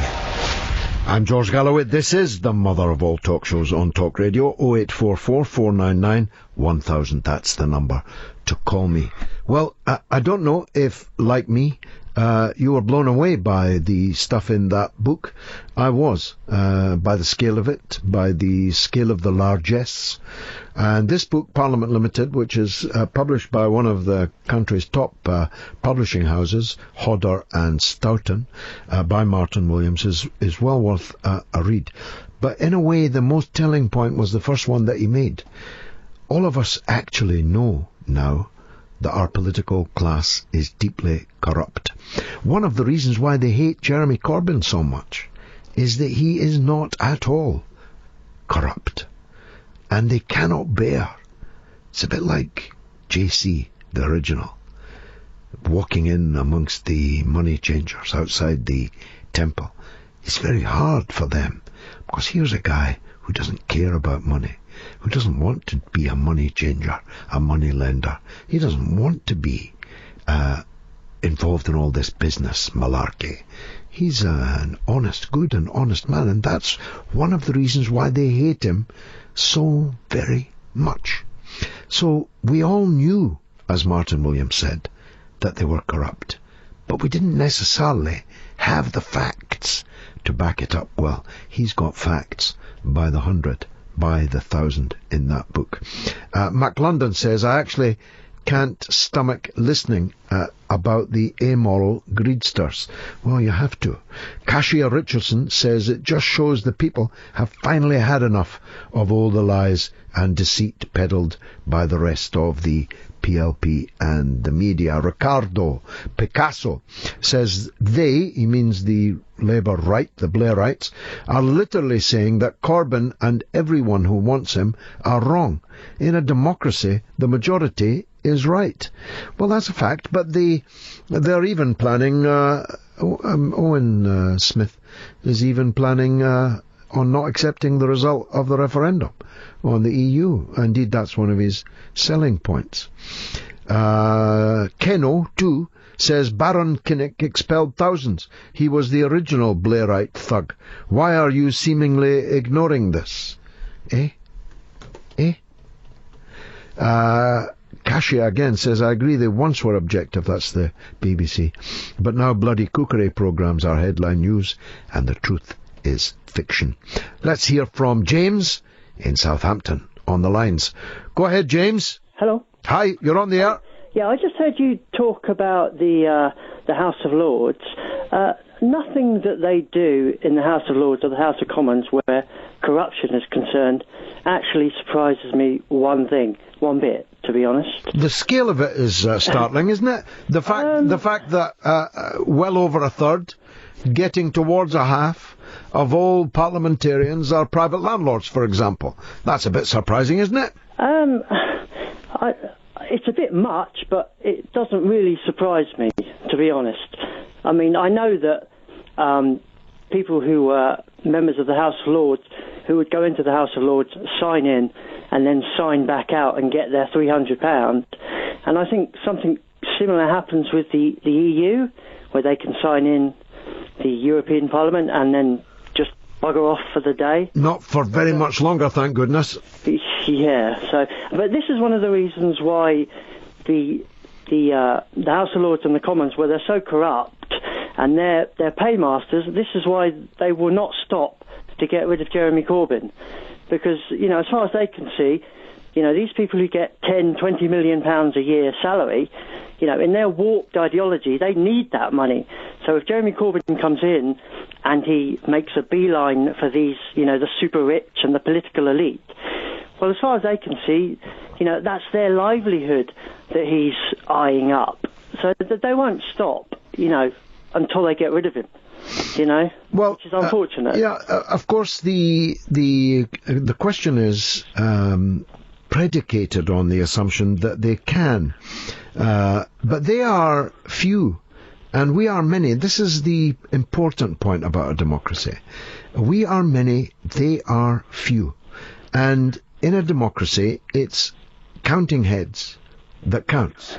And if the people can be so won to a position that they're prepared to vote for honesty, they're prepared to vote against dishonesty, they're prepared to reward with political support those who wish to clean up these Augean stables, and vote against those who fouled them in the first place, then we win, James. Yeah, I mean, hopefully that happens. But, these people, they make the rules, they write the rules, and then when the rules don't suit them, they just change the rules, and that's what worries me. The IMF, only 6 months ago, changed its own rules because it didn't suit it when it was giving money to Ukraine. And they just went and rewrote the rules. And unfortunately, these people they're inside, they're in the establishment, they have the power and the people behind them with the money. And yes, but we mustn't be defeatist, James. Oh, no, I'm not defeatist, but because that's what they want, yeah? They want everyone to conclude that either it's always been thus and always will be thus, or you can try but you'll fail. That's what their project depends on. It depends on us believing that we can do nothing about this. Yeah, well, I think partly you're right, but also they're trying to get to the people who maybe don't know all this nefarious stuff that is going on, and they're trying to get them to not trust anyone that they listen to. So they don't trust the BBC, but then they don't trust a media channel like RT, and they confuse them so much. I mean, people like you and me, we're always going to be, at their throats, making sure that they don't win. But it's the people who are maybe less knowledgeable about things like this. Well, it's our job to make them more knowledgeable, and there are more knowledgeable people in this country today than there have ever been. Yeah, I agree with that. Ignorance is a choice nowadays. James in Southampton, thanks for that call. Scott in Glasgow's up after this break for some capitalist messages. Big Georgie Galloway's back on the radio! Galloway, celebrate. The mother of all talk shows with George Galloway on Talk Radio. Paul Ross is a great way to start the day, actually. I do every day. He's a terrific broadcaster, The Breakfast Show, the Full Set Breakfast.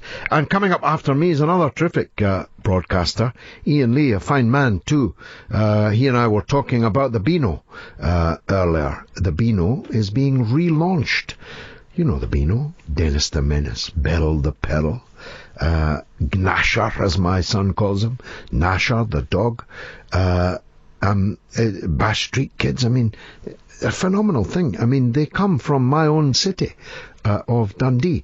More than 30, in fact, nearly 40 years ago now, when I was a bit of a political big wheel in the city, I tried to persuade D.C. Thompson, the creator of all these characters, to have a kind of theme park, kind of Disneyland in Dundee under glass to maximise the very sunny days you get there.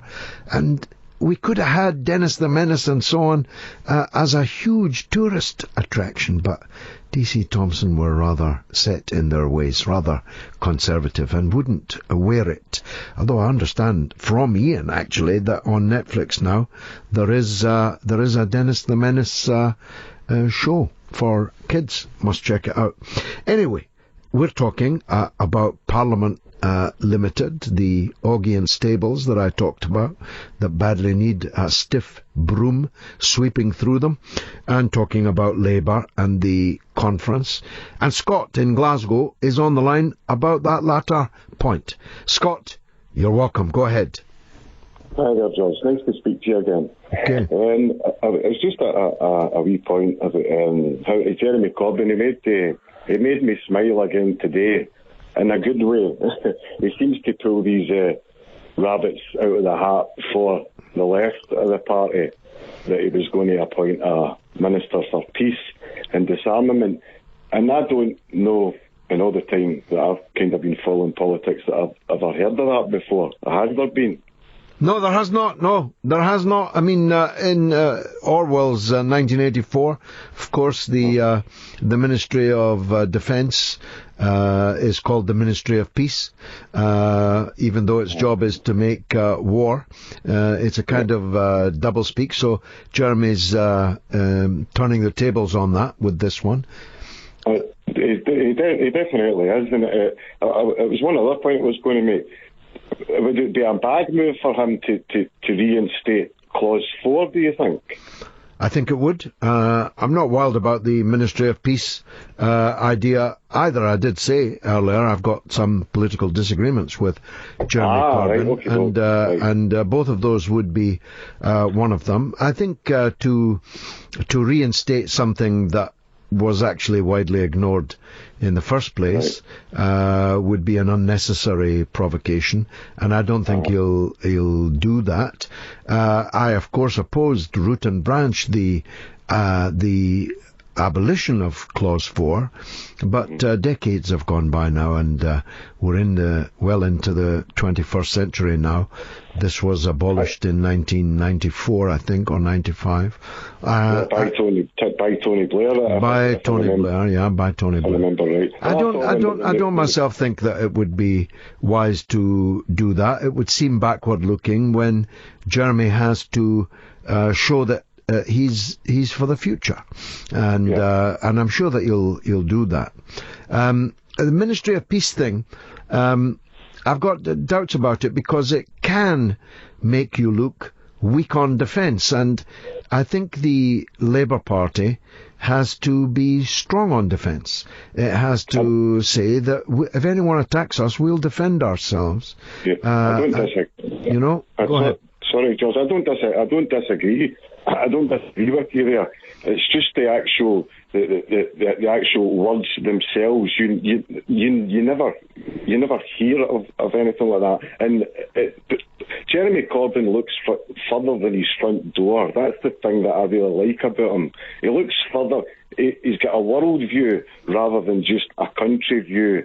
And this is the thing that really appeals to me about him. There's no another politician like him, and something similar. To me, he's similar to a non-violent Che Guevara, where if Corbyn fell down, he would be wanting somebody just to come at the back end, because he doesn't want the glory. That's not what he wants. He doesn't want glory. He wants world peace, as much as it sounds pie in the sky. That's what the guy wants. No, of course he does, and he's right to work for it, and I think someone, although there's a shortage of people on the front bench, I don't think that's going to change, but if he can appoint someone who has the job of seeking peaceful alternatives to war in the resolution of disputes and so on, he should definitely do that. But I just say it's very important that Labour is seen as a party that will defend the country, that will defend the people in the country, that will defend people at home, and will defend our interests if anyone abroad seeks to damage them. I agree with you. But that means we need a properly resourced police force. It means we need a properly resourced armed forces to defend ourselves, not to go around the world attacking other people, but to defend ourselves. And that's where the problem has been over recent years. The failure to properly identify or properly define what defence is. In fact, for most of my time in Parliament, our Ministry of Defence was a Ministry of Offence. It was a Ministry of Attack rather than a Ministry of Defence.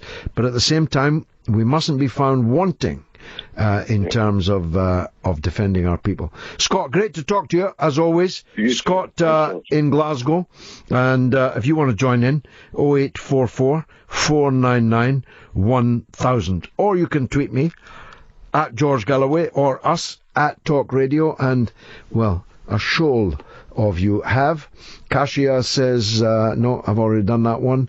Ian Mortimer says, if Kinnock had put as much effort into opposing Thatcher as he does Corbyn, he might have won an election. It wasn't really energy that was the problem with Kinnock, it was credibility. Richard says, right now it has good, bad and incompetent cops. Well, there's no doubt about that. I was marvelling the other day, if marvelling is the word, at the video, which is now the subject of an IPCC inquiry, of a police officer actually cutting open the windscreen of a driver who was not the person that he thought he was approaching. It was mistaken identity. The driver was terrified to get out of the car as the copper was demanding, so the copper started smashing the windows in his car. Salman says, one could say Corbyn's biggest mistake that he was too good and kind. Well, there is some grounds for worrying about that. Maynard Cole says, I'm glad Corbyn is reaching out again, but we need to stamp out any further dissent quickly and firmly. Well, I'm against stamping out dissent, either firmly or quickly. dissent is a necessary thing in a democratic living organisation, and there's absolutely no case for cracking down on dissent. But there has to be a limit to how you express that dissent. I mean, if you're an MP and you're going out talking to television cameras, and I've seen many MPs do this, and saying that our leader is a turkey, our leader is not fit to be the leader, he's not fit to be the Prime Minister, well, why should people vote for you then? If he's your leader, why should people vote for your party? If he remains the leader, why would they vote for your party? If they believed you, and that the leader was a stoomer, why should they vote for you? Now, in that case, not only are the MPs actually damaging their own prospects of re-election, they are damaging the Labour Party, the wider Labour movement, and the people who depend on Labour to represent them and to defend them. So there have to be limits. You can't go around telling any camera that will listen, any microphone that will listen, that your leader is the worst thing since Dr. Crippen, because that's just self-disfiguration. And that's what a lot of them have been doing. There's every room for a Barney behind closed doors inside the Labour Party. There's every room for public dissent. But it has to be within certain limits, which are not zero-sum game limits. At the moment, these Blairites are basically pursuing the zero-sum game, where they win everything or they lose everything. And there's no room for that in politics. And Trotsky says, if Corbyn has a fresh mandate, he should reverse the process of the coup, announce on the hour who he will admit or reject. He won't do that. He's far too nice. Steve Neri says, let's be honest, George, we haven't had a Labour Party for over 20 years. Jeremy Corbyn is its rebirth. That's exactly the point that I've been making in the last few days, and also I hope in the last couple of hours, Steve, that Labour was already in big trouble. The Blair-Brown era lost 5 million Labour votes. 5 million votes were lost between 1997 and 2010. And hundreds of thousands of Labour members were lost. The party was nearly bankrupt. Jeremy Corbyn is the only chance that Labour has for rebirth, for rebuilding. He's already made it the biggest political party in the whole of Europe, the biggest social democratic party in the whole of the world. It has wiped out its debts. It has nearly 750,000 members, all paying quite good money actually, and wiping out the debts of a political party. Well, only a few years ago, people were almost, well, in fact, they were under arrest, but they were almost in the Old Bailey because of the desperate, dodgy manoeuvres they had to do in order to raise money for the Labour Party at all.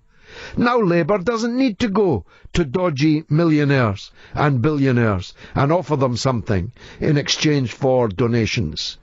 It doesn't even have to go to trade unions, although it should.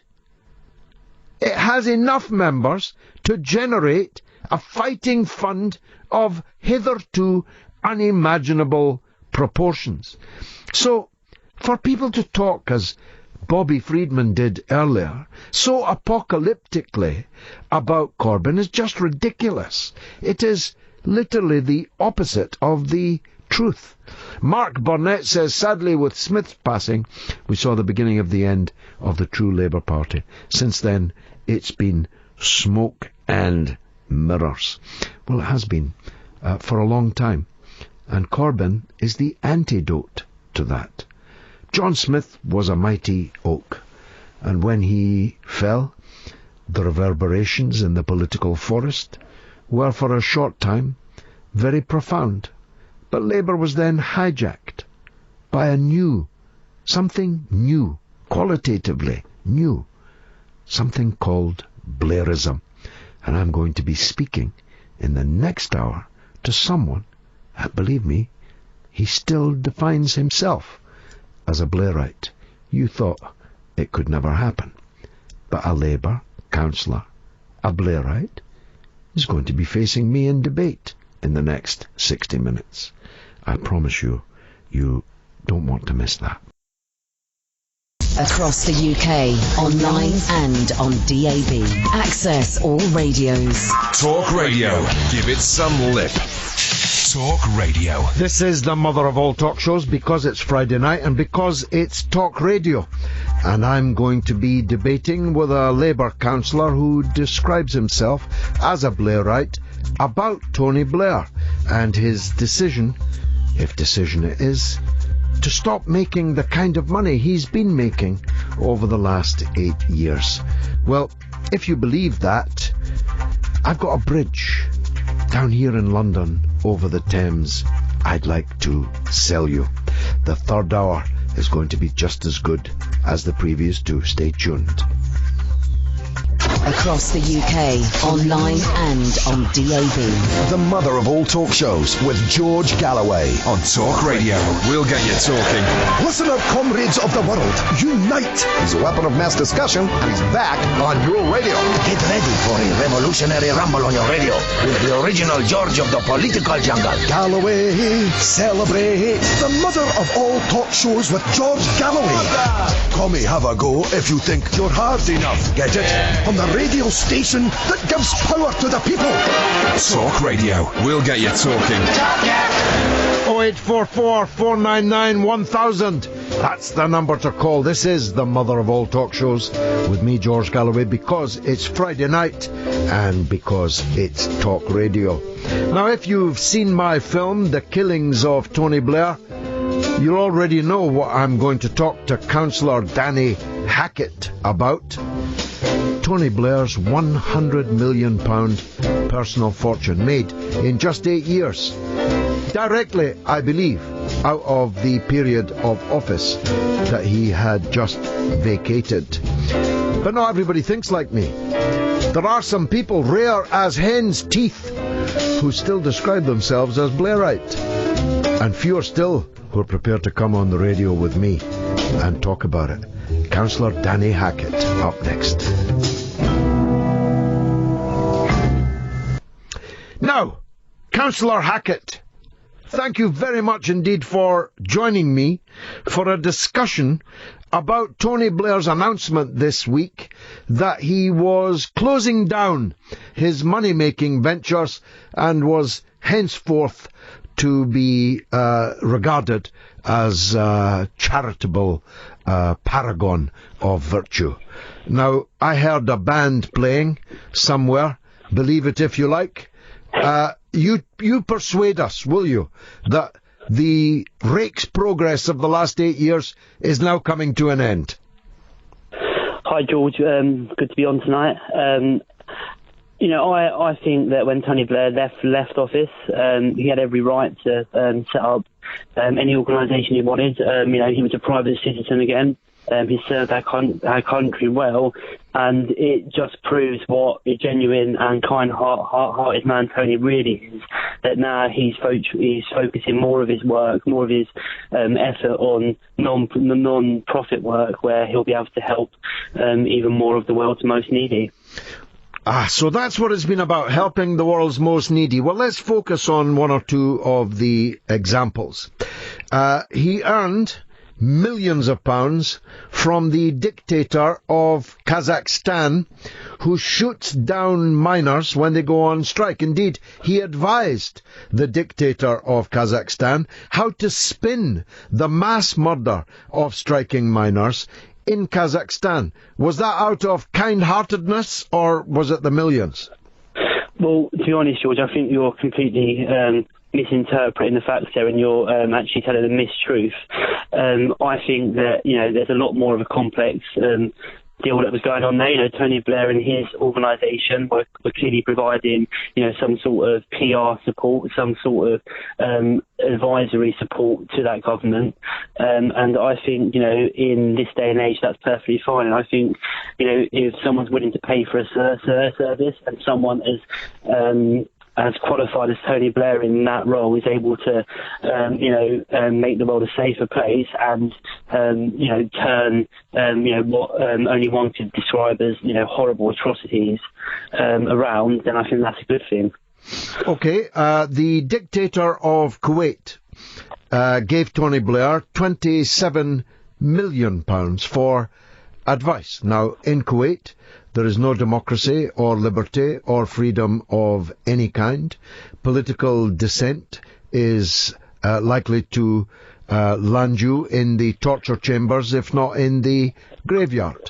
£27 million, this kind-hearted man of your imagination received from the unelected despot who runs Kuwait. Again, I ask you, was it out of kind-heartedness or was it the 27 million? Well, I think that, quite clearly we saw from Mr. Blair's time in office that he has a very wide view in terms of the world. And I think that, obviously I didn't speak on his behalf. This is what, I interpret from my readings and my knowledge, is that actually, that work has been undertaken in order to create the world that we live in a safer place. Now, quite clearly, Mr. Blair can't do that work for free. He hasn't got an unlimited supply of income, of wealth to be able to, do this work for free. There has to be some sort of service level. I think if we're achieving, if we're on the road to achieving peace and actually ridding the world of these evil... But it's nothing to do with peace. Right. It wasn't. He wasn't getting millions from the Kazakh leaders or the Kuwaiti, and tens of millions, by the way, tens of millions, from the Kuwaiti despots for anything to do with peace. You're confused, Danny. I would completely disagree. I think that, in terms of what Tony Blair was doing there was, in actual fact, with a wider view to bring peace to the region, to stabilise the region, and actually, it's not always, But Danny, even he doesn't claim that, son. I mean, I've heard of being more royal than the king, more Catholic than the Pope, but even Tony Blair doesn't pretend that the earnings from these despotisms are about making peace. They're about making money. Well, I don't think Tony Blair's ever gone on record or at any time in over the past 8, 7, 9 years and said, I'm doing this to make money. He's doing it because... Of course, he got £1 million for 2 hours' work in Claridge's Hotel on behalf of JP Morgan, the multinational bank, for helping to broker a merger between two of the world's biggest companies. 1 million for 2 hours. That had nothing to do with peace. That was about making money. Well, do you think that let me put the question to you, George. If you were offered £1 million to use your skill set, and you were told it would take 2 hours work, and you also cared deeply about the work that you were doing, would you do it? I would, but I wouldn't expect you to come on the radio and pretend it had anything to do with making peace. I think the wider objective is peace. Quite clearly we saw, through the New Labour foreign policy when the Labour Party was in government, that, Tony Blair had a world view. It was about creating peace. It was about creating a more stable world. Now I know, Danny, now I know you're having a laugh. Tony Blair spread war. I'm just looking up at the screen now. The Middle East is in absolute ruins, in flames. The blood is running down the streets. So if that's what he was about, making peace, well, it didn't work, did it? Well, everlasting peace. Well, clearly that takes a longer time. It comes as no surprise to you, George, that I don't disagree with the war in Iraq. Why, do you just avoid the news then? I mean, do you avoid the news about what's happening in Iraq, what's happening in Syria, what's happening with ISIS and Al-Qaeda? Well, quite clearly, any death, no matter what country you're from, what religion you are, is, absolutely needless. And, I think that's something that is probably the only thing that we would agree on tonight. But I think that actually there's a bigger thing to be said here, and it's that Tony Blair started that process. We removed the evil dictator Saddam Hussein, who was murdering and butchering his people. I don't necessarily agree with the run up to war. I think there's stuff that could have been done differently. But I think that we can't regret that war now. It was done with the best of intentions. It happened, and now we should be playing a bigger part in the region to stabilise that, to rid the world of ISIS. But again, Danny, you're being more royal than the king. The United States President has explicitly stated, he's in my film, you can see his lips moving, has explicitly stated that ISIS and Al-Qaeda are direct outgrowths of the British and American invasion and occupation of Iraq. He says so. Is he wrong? I think it's more. It's quite clearly, George. You could put a link there, and you could start to draw that comparison. I wouldn't say that Mr. Obama is completely wrong. No, I think there is some sort of connection there, but that's mainly because and this is something I disagree with Tony Blair on, is that I thought the road to war was wrong, and 2, the aftermath was wrong, so there was no plan, and that's something that he's openly admitted himself and said that if we could have got the plan better after, then we could have left a better, more stable Iraq. Okay, what about Chilcot? Was he wrong? Well, the Chilcot report obviously found that Tony Blair hadn't lied to the nation. I think lots of people in the same position as yourself, were very, were waiting with bated breath when that Chilcot report was due to come out, because they were waiting for Tony Blair, to be locked up by the Met Police and driven off to The Hague. Quite clearly, that's not happened. It's not going to happen. The Chilcot report brought out some really interesting facts. It brought out some really interesting new bits of news that we hadn't seen. I've not read the whole thing. I've read a large part of the executive summary, but I think the Chilcot report only went to prove that actually Tony Blair hadn't willingly misled this nation, and it was with the best of intentions. Well, you must have read a different Chilcot report then to everybody else, because you're the only man, including, again, Blair, who pretends that the Chilcot report somehow exonerated your hero, Tony Blair. It damned him. It damned him and denounced him, said the war was unnecessary, said that it was fought on a false pretense. It has provided the evidence that will lead to hundreds of legal cases from the bereaved families of the British servicemen that were sent ill-clad, ill-armed, ill-prepared for a war that didn't have to be fought. Did you miss all that in the Chilcot inquiry? Do you know what, George? I actually, I think it's a great opportunity now, because I think, what was damaging to the British troops, to British families, and to people who lost sons and daughters in Iraq was that you obviously went and met Mr. Hussein, and you said, "Sir, we salute your courage, your strength, and your indefatigability." So that's what I think was a disgrace. Well, I don't think what Tony Blair done was a disgrace whatsoever. That's not, but oddly, Danny, that's not what any of the families are saying. That's none of them. None of the bereaved families are saying that what killed their son was something I said in 1994 in Baghdad. What they are actually saying, and we'll soon be saying it in court with your hero in the dock, is that you killed my son.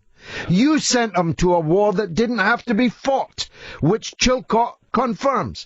You sent him to a war, ill-clad, ill-armed, ill-prepared, because of decisions that you, Tony Blair, made. That's what the families are saying. None of them, I promise you, zero, none of them, have anything to say about me. If it was up to me, their sons would all still be alive. Their sons are dead now because your hero sent them to a war on a perspective that turned out to be false.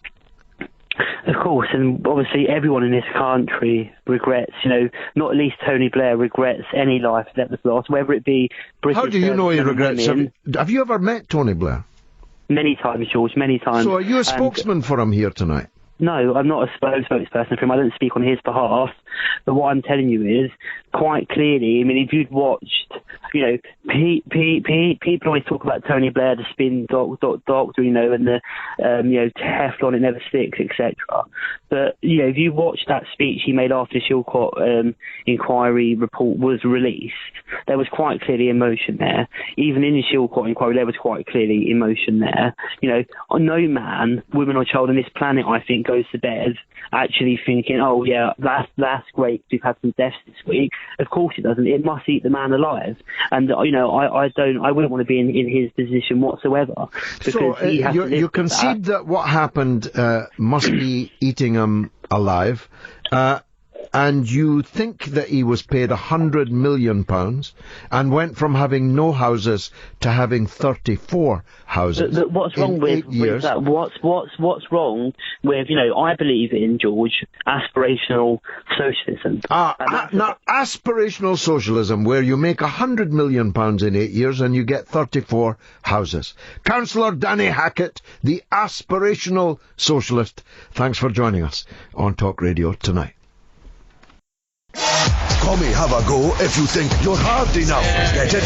The mother of all talk shows with George Galloway. On Talk Radio. We'll get you talking. Wow, what a boost for Talk Radio. James Will coming back. I hope a permanent slot can be found for him. He's standing in for Delaney, who's no mean broadcaster himself, but James Will, I mean, that's like signing Ibrahimovic. This guy is a radio star, and video never did kill the radio star. Okay, you can call me 0844 499 1000. You've got about 40 minutes so to do. Moira tweets, I was a member of the Labour Party for 2 weeks. I left the day they took their own members to court. Well, Moira, you oughtn't to have done so, because that's what they want you to do. I was a member for 36 years and I spent thousands of pounds trying to stop them expelling me. And I'm fully expecting reinstatement along with all those that were purged in the Blair era. Andy's on the line, wants to defend Tony Blair. Andy, you're welcome. Go ahead. Hi, George. How are you? I'm good. The better for hearing from you. Go on.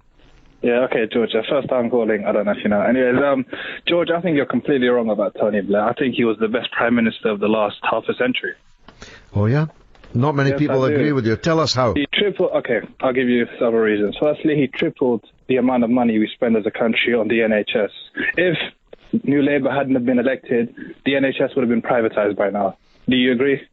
I don't. I disagree with both of those, so go on. I do. The NHS was on its knees in 1997 because John Major had backbenchers who were disinterested in increasing investment on the NHS. But Tony Blair reduced waiting times and they poured significant resources into the NHS. You should know you voted on a lot of these bills. I know everything that you know, Andy, and much more. Don't imagine for 1 minute that you know anything I don't know. No, I'm not saying you don't know, but I'm saying let's acknowledge the facts here. Have you ever heard... Well, most of the expenditure that Tony Blair made on the NHS was private finance initiative and public-private partnership. And even if it was. Well, never mind even if it was, because that's why the public services are now sinking under hundreds of millions of pounds worth of debt. No, you bring this point up quite a lot, George. Tony Blair made a decision. He realized that they didn't have the resources as of the date to build new hospitals, so he decided to tap it. You don't take into account the benefit of using state-of-the-art hospitals. You know that PFI, you do know, Andy, you do know that PFI is now widely, including by Blairites, regarded as having been an historic mistake. You do know that, do you? Or are you another more Catholic than the Pope guy? I'm not more Catholic than the Pope, but I grew up as a child in the New Labour years. But nobody is defending PFI now, Andy. No. Only you. Yes, I do defend PFI. It was but nobody else does. Made with honest intention. But nobody else. No, here we're back to the honest intention. You kill 1 million people, but your intentions were honest. Listen, you introduce PFI, you destroy the NHS, you destroy the education system, but it was honest intentions. Under which estimates were 1 million people killed, George? That's simply incorrect. It was 250,000. Please get your facts correct. Oh, so you're lecturing me about facts? About Iraq? Are you serious? I'm not lecturing you, but that's simply incorrect. Don't try and correct me. 1 million people have died. 1 million people have died as a direct result of Blair and Bush's invasion of Iraq. Again, you're the last man standing defending PFI when even the people who introduced it now admit that it was a mistake and denying the dead bodies in Iraq. Elected again. People like you, George. What? People like you will ensure Labour will never be elected again, and they'll never be able to provide the progressive change this country But there was no progressive change. You killed 1 million people. EMA. You killed several steps. How can you deny that, George? You're in denial. You killed 1 million people. You bankrupted. You bankrupted the NHS and our education system. You destroyed the economy. You sold the gold. You bankrupted the country. How many new skills were built? Answer my question, please. How many new skills were built under the New Labour's program for building new schools? By PFI? How many children had a better education? Several hundred. Listen, the only way this is going to work is if we listen to each other, okay? Okay, then go ahead. Now, you sold the gold, you deregulated the banks went over the cliff and destroyed the entire economy. Your PFI is now regarded by every financial authority, from the Financial Times to the former Chief Secretary of the Treasury, as having been a mistake. Chilcot has damned your war in Iraq. The United Nations has damned it. The million figure... The million figure comes from the United Nations. 1 million dead. You did all that. And you lost 5 million votes and half of the Labour Party's membership. I knew you'd bring that up. I can't wait to. Okay, can I speak now? Yeah. Okay, number one, with respect to the 5 million votes, how many votes did Labour gain from 1992 to 1997? Labour has never been in government for 13 years. I don't know why you never acknowledge this fact. Tony Blair is a historic leader when it comes to success. When it's a left-wing leader, what happened the last time we had a left-wing leader? I'll leave that for you to answer after I finish. Secondly, you bring up this 1 million people that died. It took the best part of 3 weeks to invade Iraq.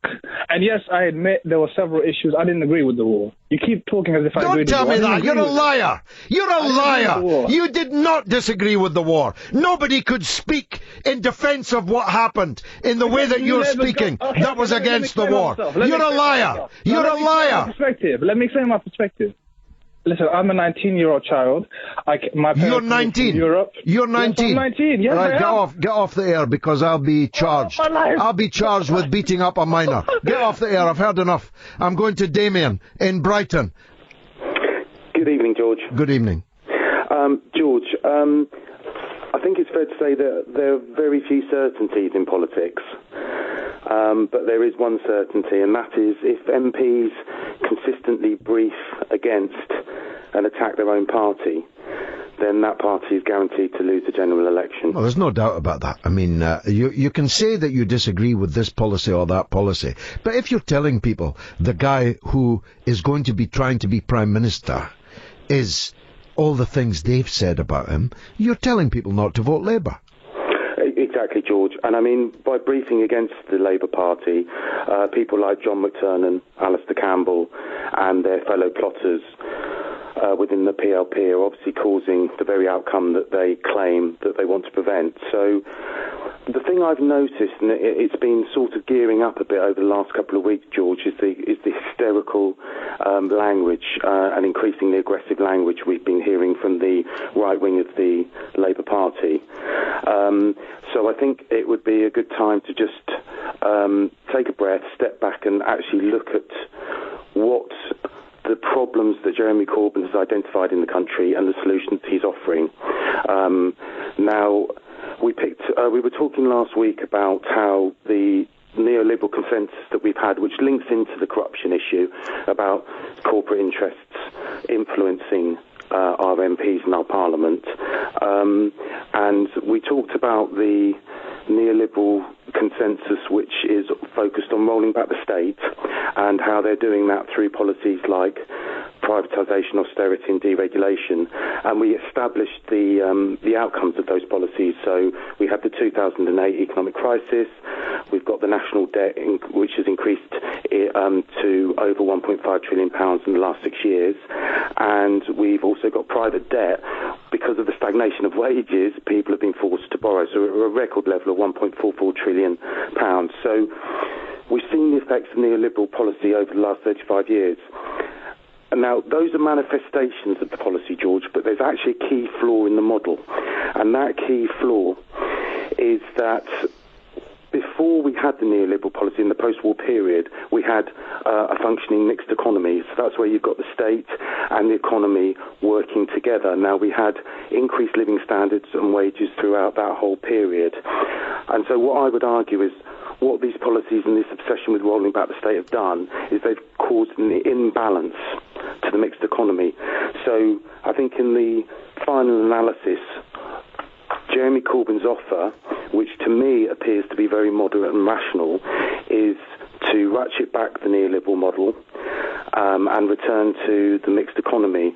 And I think I'd argue that restoring that balance is not only essential to the security of the economy and the country, but it's the right thing to do. It's common sense, and as a matter of fact, if you're lining it up on a spectrum, Jeremy Corbyn's programme is not nearly as left-wing as Clement Attlee's was in 1945. Got to go, Damien, for a break. Thanks. He's a weapon of mass discussion, and he's back on your radio. The mother of all talk shows with George Galloway. On Talk Radio. We'll get you talking. You can still call me, 0844 499 1000. Now, we've had a 19-year-old Blairite on the air.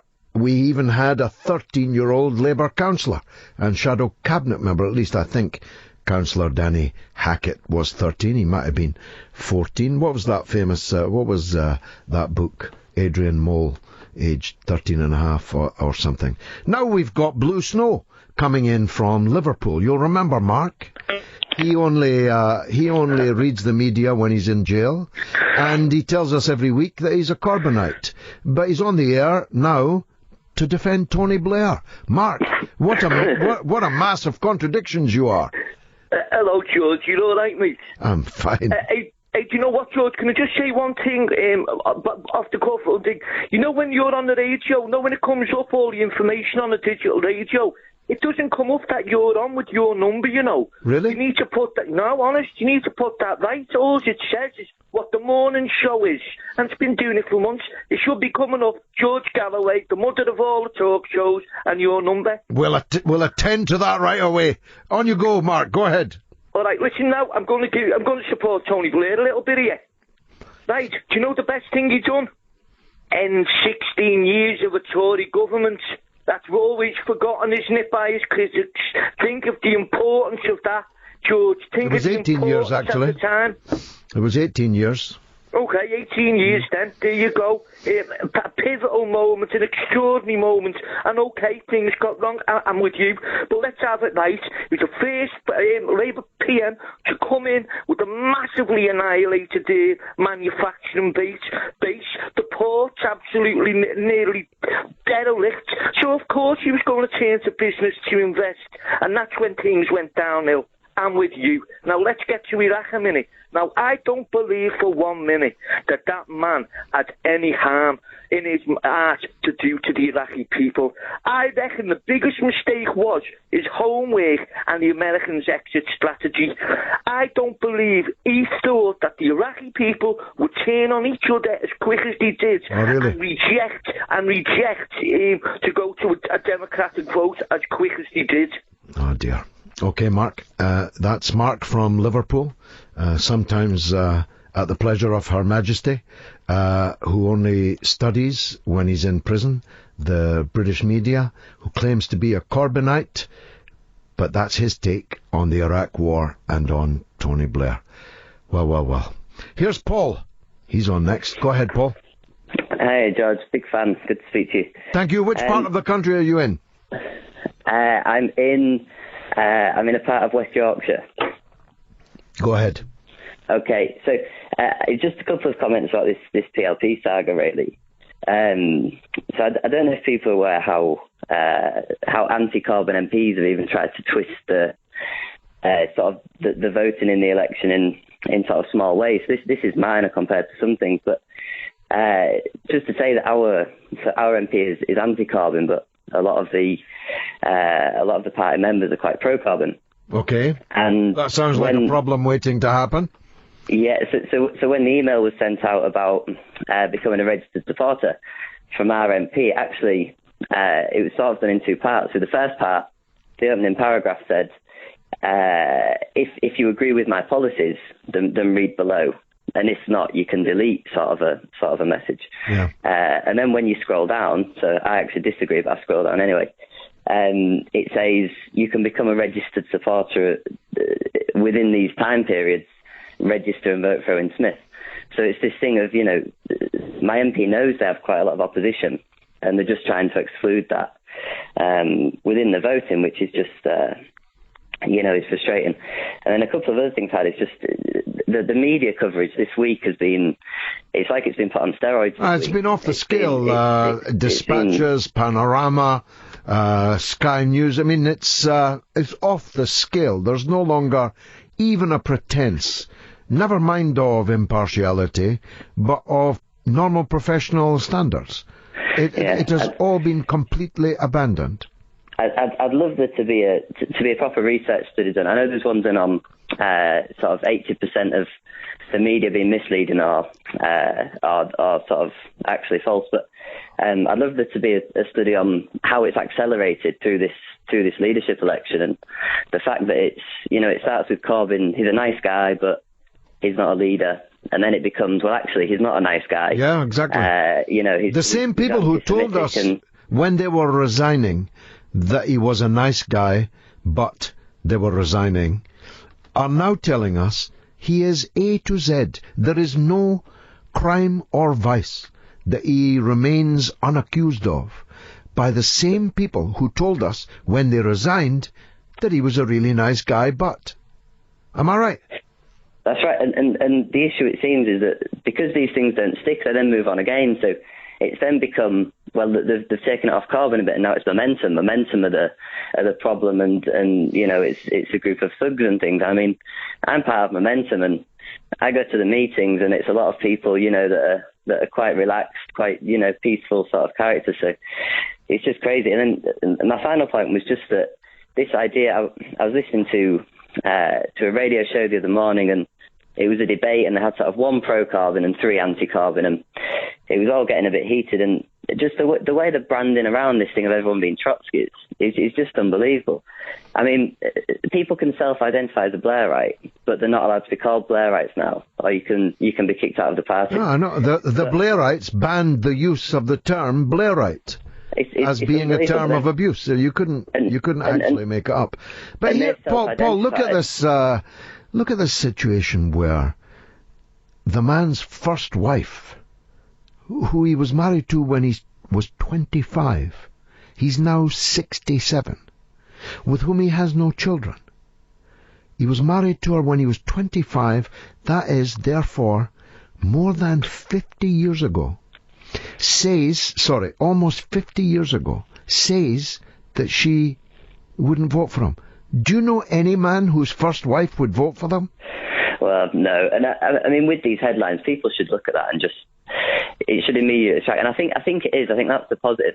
But the thing with the Trotsky, and you said it before, there's never been more than 6,000 in the country, but then they come up with this argument of, well, they prey on all these impressionable people, and they create this attitude of anyone that is pro-Corbyn is stupid because they're being influenced by these people. And it's just like, a lot of us had the foresight to say we don't want to go to war in Iraq, Do you know what I mean? We're not that. Well, we knew more than the experts. Being... We knew more than the experts. Paul, thanks for your call in Yorkshire.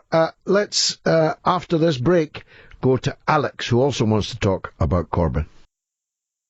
Listener comrades of the world, unite! The mother of all talk shows with George Galloway. On Talk Radio. We'll get you talking. Just 15 minutes or so to go, so let me go right back to the phone lines. We've had 19-year-old Blairite. It turns out that Councillor Danny is 14 and a half. We've had the only Blairite in Liverpool, Mark, certainly the only Blairite in the HMP system, which is where he does most of his studying, he told us. Let's see what Alex in Milton Keynes has to say. Go ahead, Alex. Hello, George. Hi. Oh. Jeremy Corbyn. Yeah. I cannot stand the man. Tell me why. Well, personally, his views, 1970s, early 80s, he has no recognition in this day and age. Tell us which Times views. have changed. Times have changed. Give me examples, Alex. Which views are so beached in the 1970s that no one would support them? Give me an example. Well, it's very, very difficult because... No, it should be very, very easy. You phoned a national radio station to say that you can't stand the man because his views are very 1970s. But when I ask you to give me an example, you say it's very, very difficult. Well, can I say... I'll put it this way. I heard you earlier talking about when it came down to the police and the military. You mentioned about he's pro-military, didn't you? I said I was. Okay, so can you tell me where Mr. Corbyn stands on military issues or police issues? No, look, you called up to say that his views... What you're not doing is giving me an example of any of the views that you dislike. Okay. I will give you an example, George, please. I'll give you an example. Please. Number one, police force. He doesn't want any police officers carrying tasers. He wants to ban tasers. It's completely untrue. No, it's not. It's not. It's completely untrue. No, it's not. Alex, you'll need to get off the radio because this is an abuse of process. You phone up here to say that you're against all of his policies which you describe as 1970s and 80s. You're incapable of giving me an example, and the example you give me is false. I've got to take a break. Across the UK, online and on DAB. We are Talk. Talk Radio. Give it some lip. Indeed. Ellie tweets, Corbyn also needs to sort out Scottish Labour. I'm worried we will be left to suffer with Kezia in charge. I'm not sure how much longer she'll be in charge. If I'm reinstated into the Labour Party, most of my work will be in Scotland. David in Northampton, he wants a licence fee referendum. I'm up for that. David, go ahead. David, are you there? You were speaking about the BBC earlier, and they're such an enormous organisation. I don't know whether politics makes any difference anymore because they seem to be controlling everything. Well, they don't control everything. Of course, there is ITV, there is Sky. Both of those are doing much better, actually. And the BBC is not any longer driving the political agenda on its own. But it has, unlike the other two, the benefit that we have no alternative but to pay for it, whether we like it or not, whether we ever watch it or not. If we have a television, we must pay. And we must pay big salaries to an organisation that is utterly dysfunctional, in some respects corrupted, and in politics completely beyond the pale. And I refuse to do it. Yes, I don't blame you. And an awful lot of politicians, when they finish in politics, do join the BBC. I think even Owen... I think he worked for the BBC as well. He did before he went into Parliament, before he became a Viagra salesman. Stand up for Owen Smith. David, I'm pressing on just because of the hour. Your referendum idea, tell me about it. Well, I just think, you've won one referendum. I don't know where we would go about it, but I think that people should be given a choice whether they should have the BBC or not. Well, I don't know if we'll get a referendum on it, or even if we ought. But is it the era of the referendum? But I'm good at referendums. Yeah. I've won 2 referendums in the last 2 years.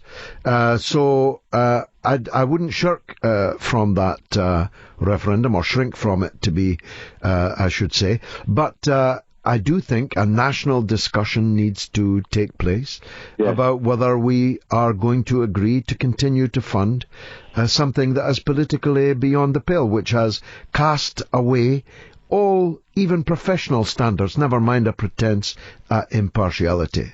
And I don't pay. I refuse to pay. Right. I won't pay. And I haven't got a television either. No, I would like to have a television, but I refuse to pay that licence fee.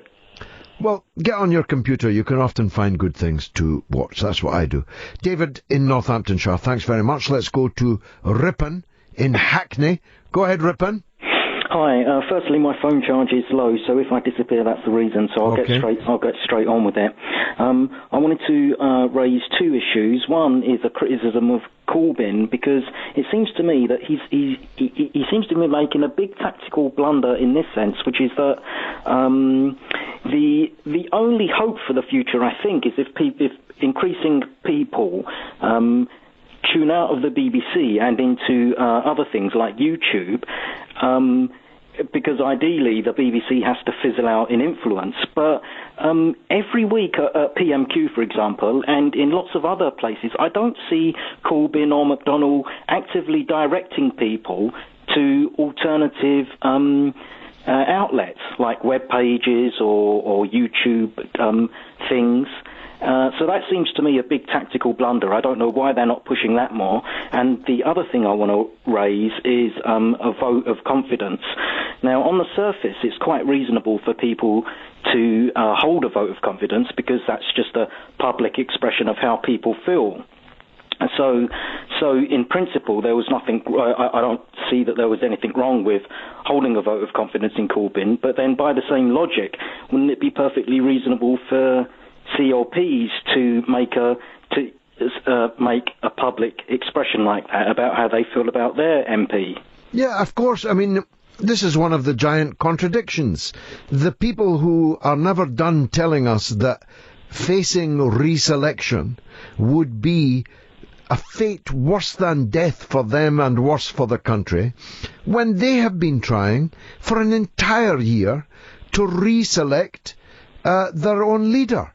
If it's good for the goose, why isn't it good for the gander? And what do you think about, in my eyes, Corbyn McDonnell's failure in directing people away from mainstream media? Well, I think that process is already happening. Talk radio, for example, is a new kid on the block. A lot of people are turning to it because they have no faith in the alternatives. I'm big on social media myself and have been for some years. There's nobody on the left got anything like the reach on social media that I do. More than 1 million people follow me on social media. I've got 50,000 videos on YouTube, 100 million views on YouTube. Nobody on the left ever has come anything like to these kind of levels. So I'm with you on that, but I don't think you can expect Jeremy Corbyn to be directing people from one media to another, from one station to another. This is our responsibility to surf, to go looking for information, to go looking for the truth. That's what I do. I watch Sky. I almost never watch BBC. I watch Sky and I watch RT. I'm getting 2 very dramatically different perspectives on the same events. I know which one I prefer. Other people might prefer differently to me. But at least I'm getting 2 sources of information. And that's the future. And that's the future that many millions of people are already in, Ripon. Okay, thank you. Thank you very much for your call. Janice Barnes, talking about the corruption at Westminster, corrupt and rotten to the core. No wonder MPs are panicking. And Spam Fritters, what a wonderful Twitter name, says it's worse than that, GG. He cares about those who lack money. That's the key. That's Jeremy she's talking about. York's lass says it's the boss who promotes employees. Jeremy Corbyn is boss, not MPs who should choose the front bench. No, I mean either the leader of the party should choose the front bench, and he should do so judicially with an aim to creating a broad church, or the members need to vote for the front bench. Ford says, I've always heard people say some MPs were bent, but I didn't realise it was that bad. Trust me, it's bad. Dr. Owl says, if you don't believe Corbyn has the right to get on with his job, you don't believe in democracy. It's that simple. David Beckham for PM says, in the City of London you have the financial district, and round Parliament you have the corrupt district. Actually, both of them are corrupt. Ford again says, after hearing what Martin Williams said in his book, Parliament Limited, I'm definitely going to back Jeremy Corbyn. Charles Chipp says, when Corbyn is announced leader tomorrow, do you think there will be a split? No, I don't. I think there are people who want to continue the war, but they don't have the courage to actually leave the Labour Party, because they know that they wouldn't be elected as John Doe independent. I'm the only person that gets elected outside of the party political system. None of them could, and would never ever dare to try it. Paul Register says, I don't like the term political class. Reminds me of officer class in Sharp novels. It's anti-working class. And someone texts, still happening, hi George, organisation, discussion and active participation is the solution for people who share the sentiments of James, one of your previous callers. Jeremy Corbyn is a standard around which people can discuss and articulate those sentiments and organise. Now, that was a text because it's too long to be a tweet. Now, let me tell you, I used to rail against this restriction of 140 characters. But I've become, I think, pretty good at expressing the most powerful points in just 140 characters. And let me tell you that a very wise speaker that I respected very much, the late Lord Wetherell, Bernard Wetherell, I once complained to him about being restricted to 10-minute speeches. He reminded me of Mr. Churchill's great wisdom, when one night he said, I apologise for making such a long speech. I didn't have time to prepare a short one. A short speech, a short tweet, a short statement has much more impact. Well, that's it, I think. If the people next door give me the cue, I'm out of here. It's been marvellous, I think. It's been a remarkable show. Much more remarkable than any other I've done, because, well, my enemies turned up to argue the point, and I'm grateful to them. Even if they were only 13 or 14, it was good that they had the courage to come and argue the points that they believed in. If everybody did that, if Owen Smith had had the courage to do that, we wouldn't have been looking for Wally all this time. Wally's history after 12 o'clock tomorrow, trust me, you will virtually never hear from him again. As for the big ugly bear, I expect you're going to be hearing a lot about him over the next period. It's been the mother of all talk shows. Thanks for joining me.